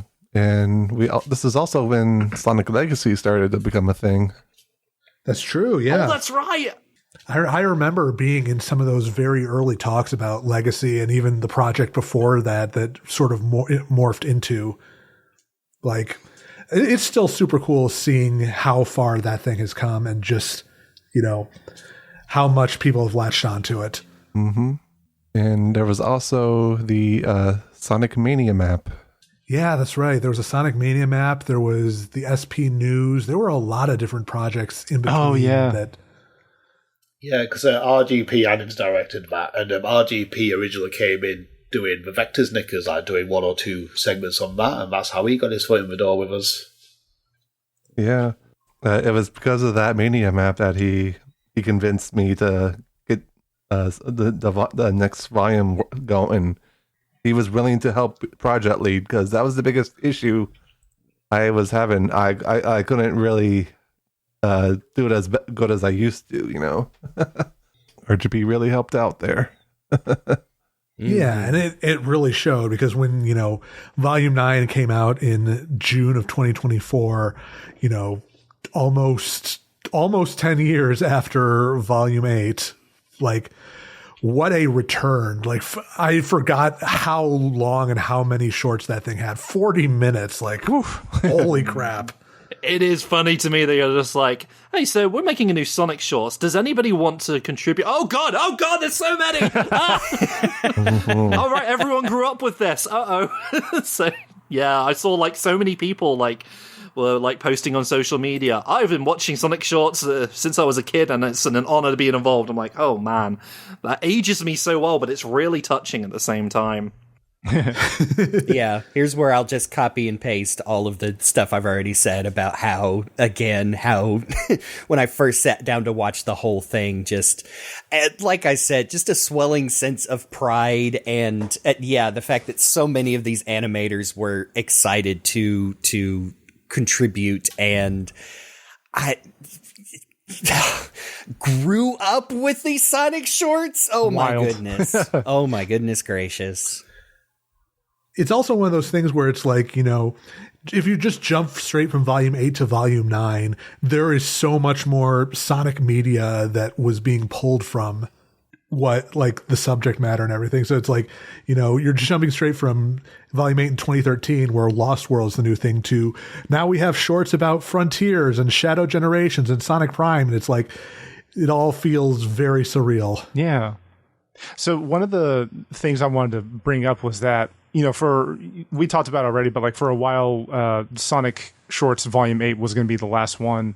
And the sense that I got for why it was going to be the last one was for a few different reasons. One of them was that it felt like there was a kind of a consensus in the Sonic community that it felt like Sonic the Hedgehog itself was ending, because he wasn't really getting great reviews for the games he was doing, and there wasn't like a whole lot happening in like Sonic media. And so it kind of felt like it felt like in general things in Sonic World were just slowing down to a stop, and it felt like there just wasn't going to be enough content to continue doing that. Is that about right, or was there other reasons? It was mostly just a mix of reasons. We were getting a little our deals were starting to run dry at the time, and it was we wanted to expand with other franchises, like the Sega Shorts came up and all. But in the end, it was thanks to the dry spell we had, between 8 and 9, lots of new games came out, Yeah. Lots of more stuff, a lot more content to make fun of. Yes. There's movies now, man. So I saw shorts based on that, and it's like, oh man.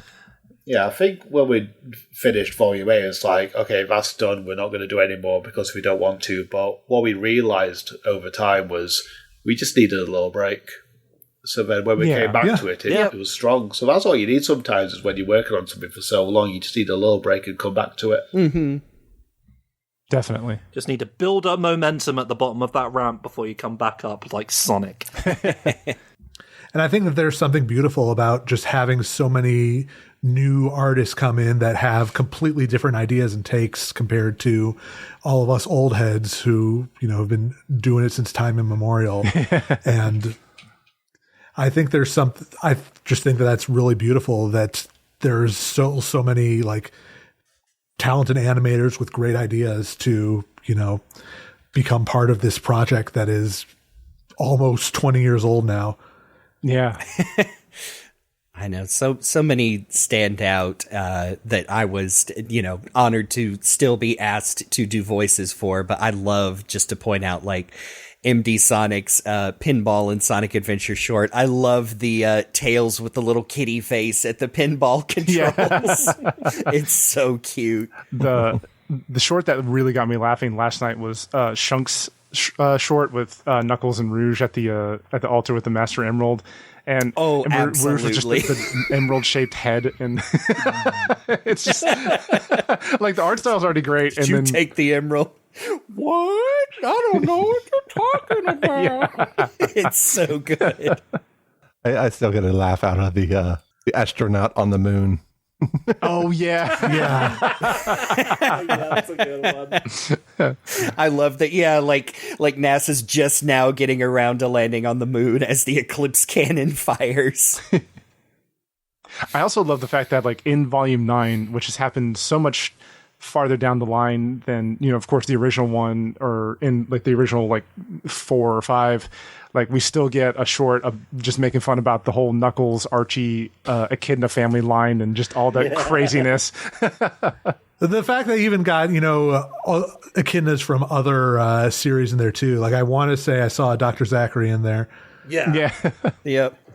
And a Mr. Blobby and the Dark Lord Kinbenders.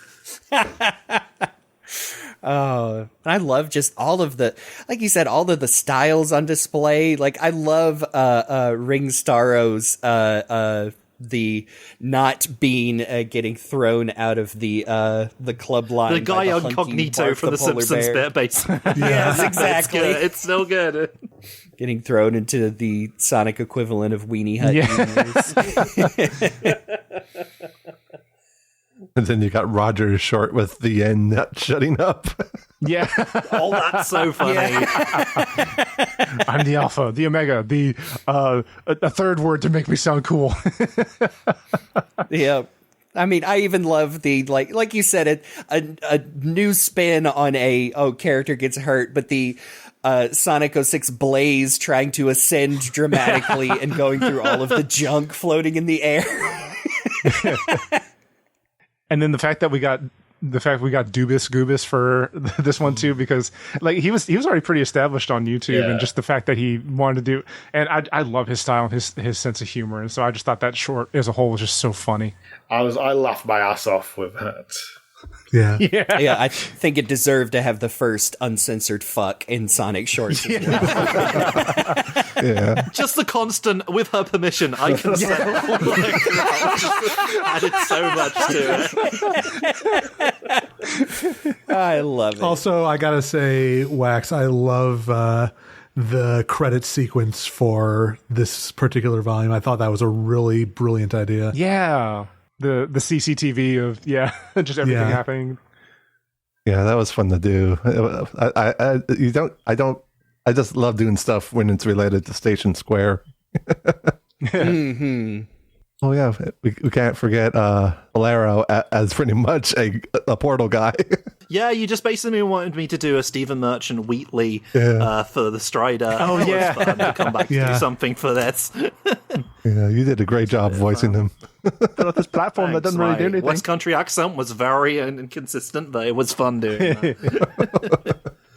And then volume 10, like right at the end of the year, like again, just really funny seeing all of this material based on, newer games and concepts and stuff, like the dragon from Sonic Superstars that Jake hates. Yeah. Oh man, that bad dragon. Yep. I felt a tingle up my spine when I saw that dragon. I was going to say, I love Shienix's short that perfectly emulates the Sonic X style. Like, yeah, my gosh, yes, yeah, near flawless. And then KaDoYuu's short of just everybody soup. Everybody soup. I love that one. Everybody soup. Megasonic buying stuff off the Home Shopping Network. Yeah. I say TJ Davis has recognised that soup short.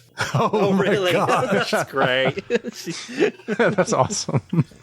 I was gonna say, Wax, your short of the OVA Sonic and the fact that you got voice actors to try to emulate the voice actors from the OVA as close as possible. I just thought that was such a great touch. Successfully, actually. That was great. It was so hard to get find the right voice actors because I was constantly, especially for Tails. Yeah, it was really hard to find the right ones. I literally had to make an announcement on Twitter to ask people to match the voices, you know.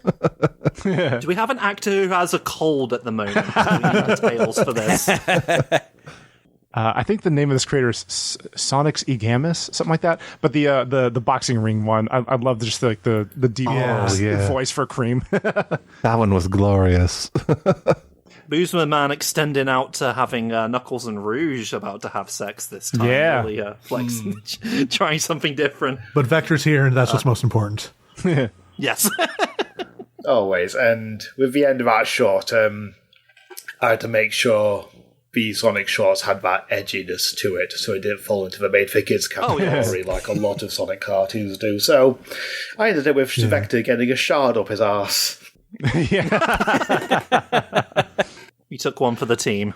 I also love the Light Tries animation of streamer Maria Robotnik. Yes. Oh, yeah, that's so adorable. Isn't that Jane playing Yes, Maria? that is. Yeah, really great. It read this to me too. I think that I might have directed her on a couple of lines for that. Yeah, there was like 3 of us in a call writing that script up. The motion where Maria puts her other hand behind her phone so the camera will focus is so good. It's so real.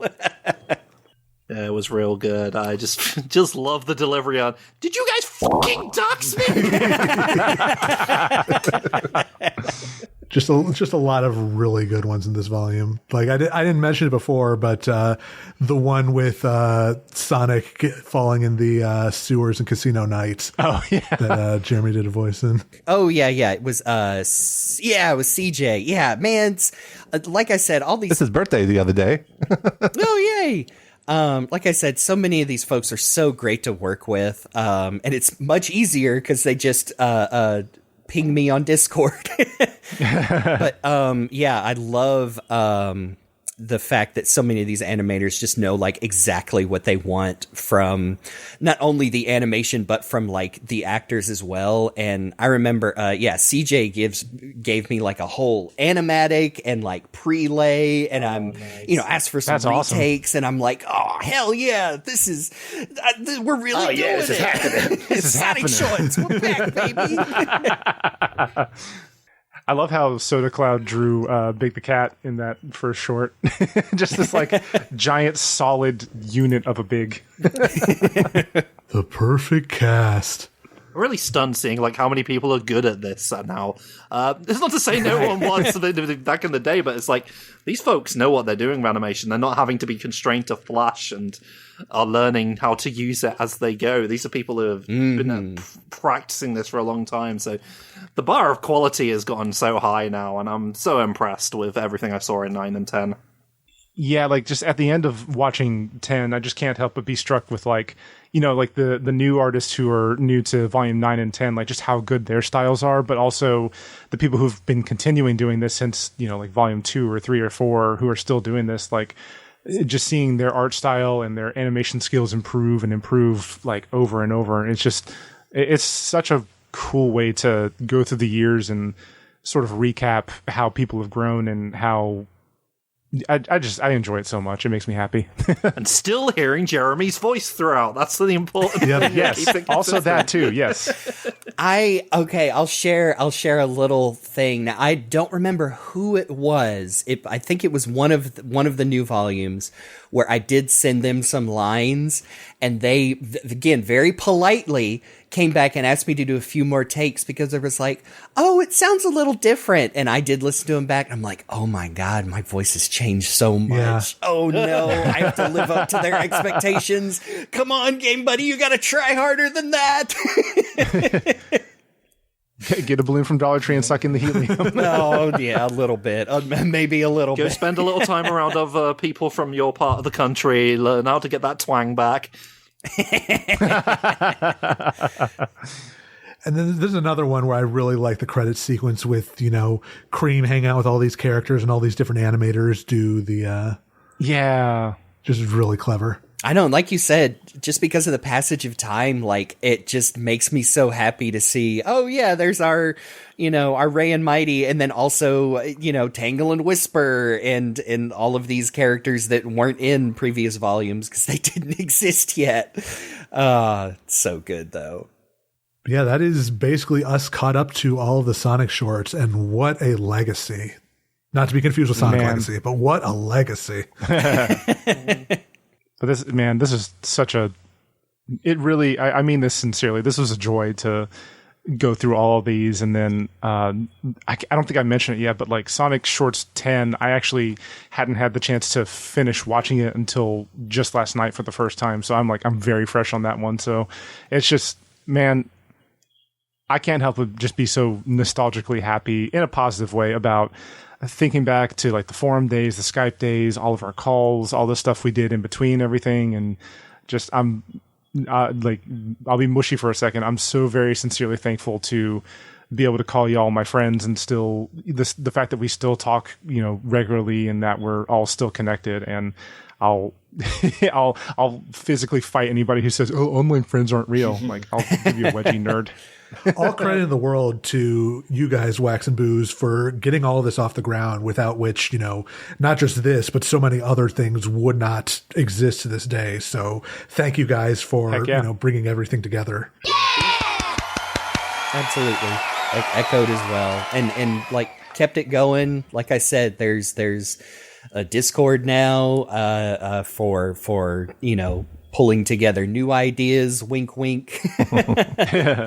And I'm just so glad it's been able to evolve through all the rough spots, the bad jokes, the hacks, everybody's evolving art styles, and I mean I think it's beautiful, man. It's silly cartoons about Sonic the Hedgehog, but I've met some of my best friends in my whole life doing that, and I'm really glad for it. So we're celebrating that today on this silly podcast.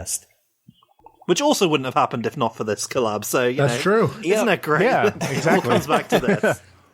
So you're welcome. / I'm so sorry. I will say, I'm feeling inspired a little bit rewatching all these. It makes me feel like, man, maybe I should dust off the old animation muscles sometime and do something Sonic related. I don't have the time or energy that I used to, but you never know, you see all what we did together, and it's like, yeah, we can still do stuff like that.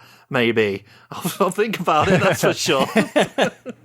Honestly, watching all these makes me want to, I'll admit, I definitely drifted away from being particularly active in the Sonic Paradox community for a long time, but watching all these makes me want to get back into I guess the Discord nowadays and just see where I can fit in and see what I can do to either contribute or at least just talk to people. Yeah, you're more than welcome to join it. Yeah.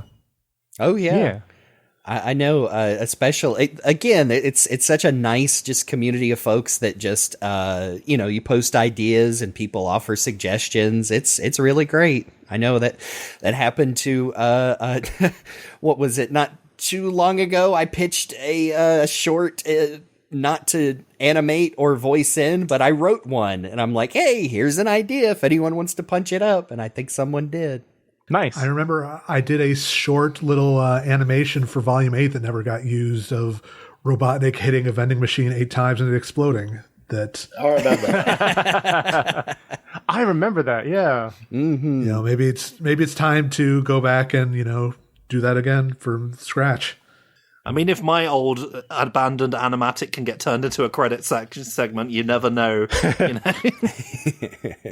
Yeah, it is so satisfying to see how far Sonic Shorts has come, and I am incredibly excited to see what's coming next. Yeah, shall we talk about what's coming next? I would love that. Wait, stuff is coming next. It's still going? What?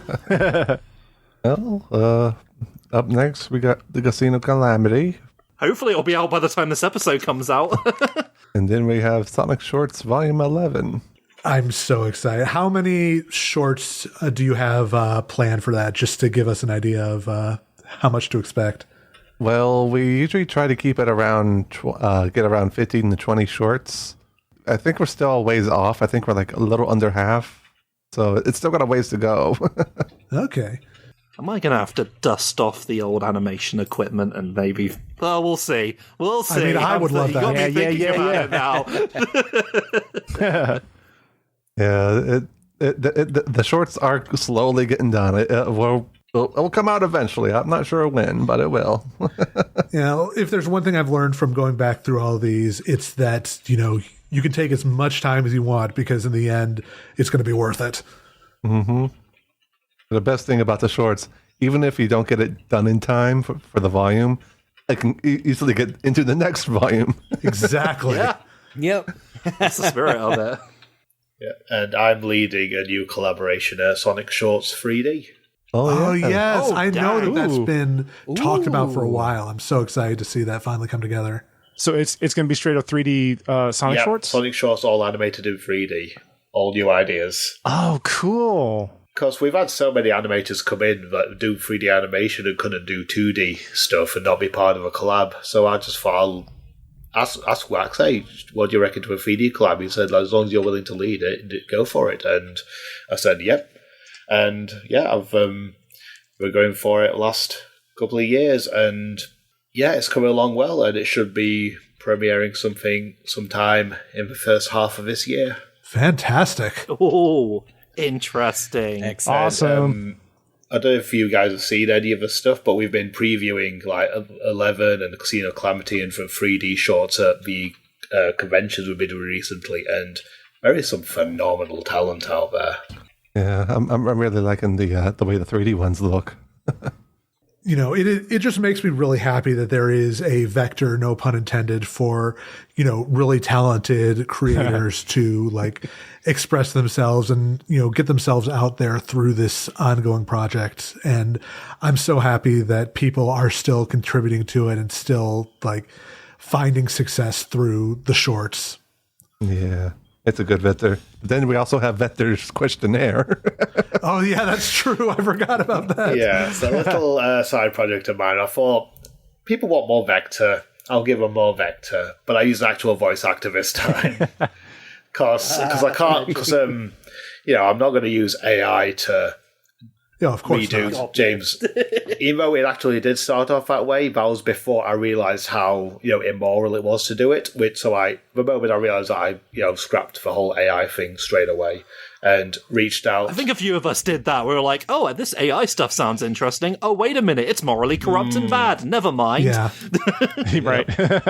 Yep. So yeah, I've released the first episode of that last year, and I'm working on the second episode now. Nice. And it keeps up some of the old school, edgy humor energy of the old shorts. Yeah, I mean, I've seen, you know, just looking at the thumbnail of the first one, I think that is very evident.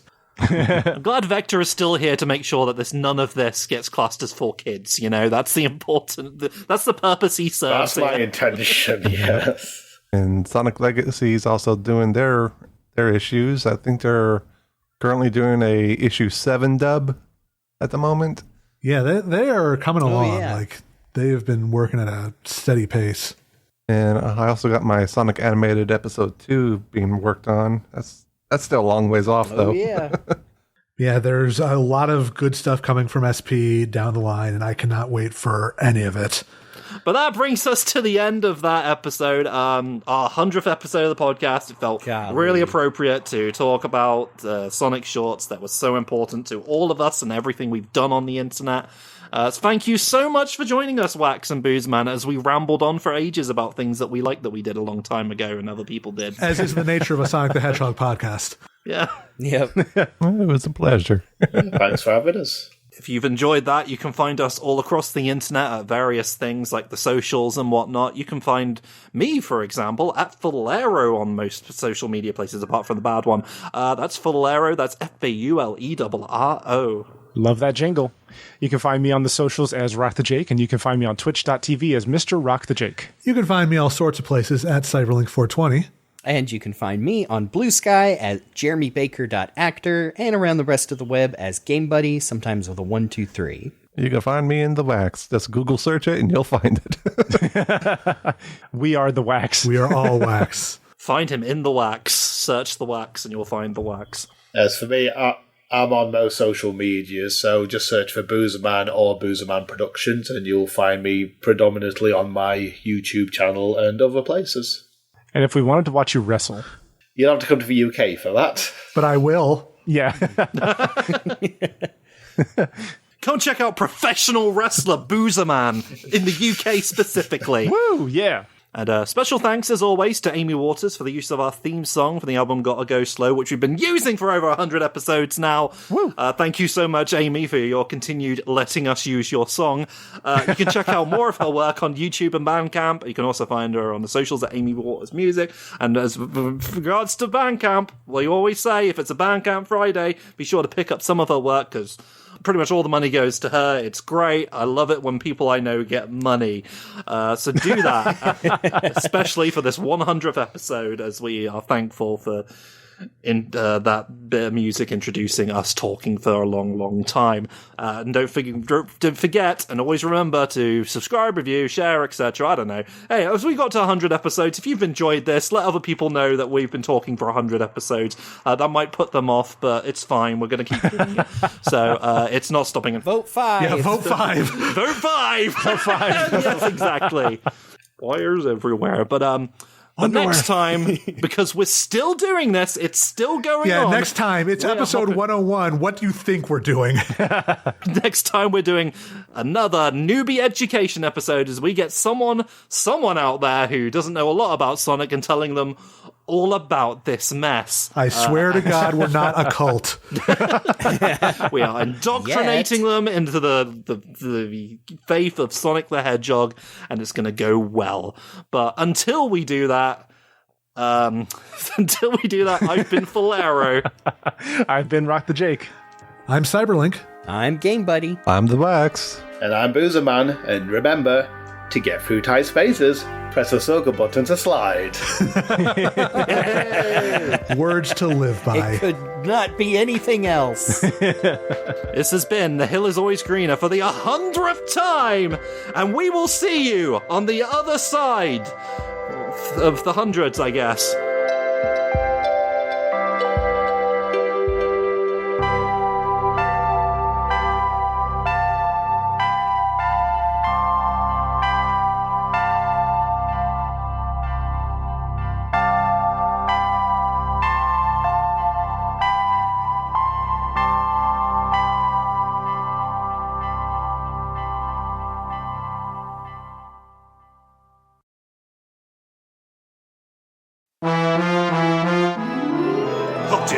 Try to infiltrate my home in hope you may steal my precious jewels. The Chaos Emeralds belong to me. You shall perish if you break my rules. I'll take these gems of yours.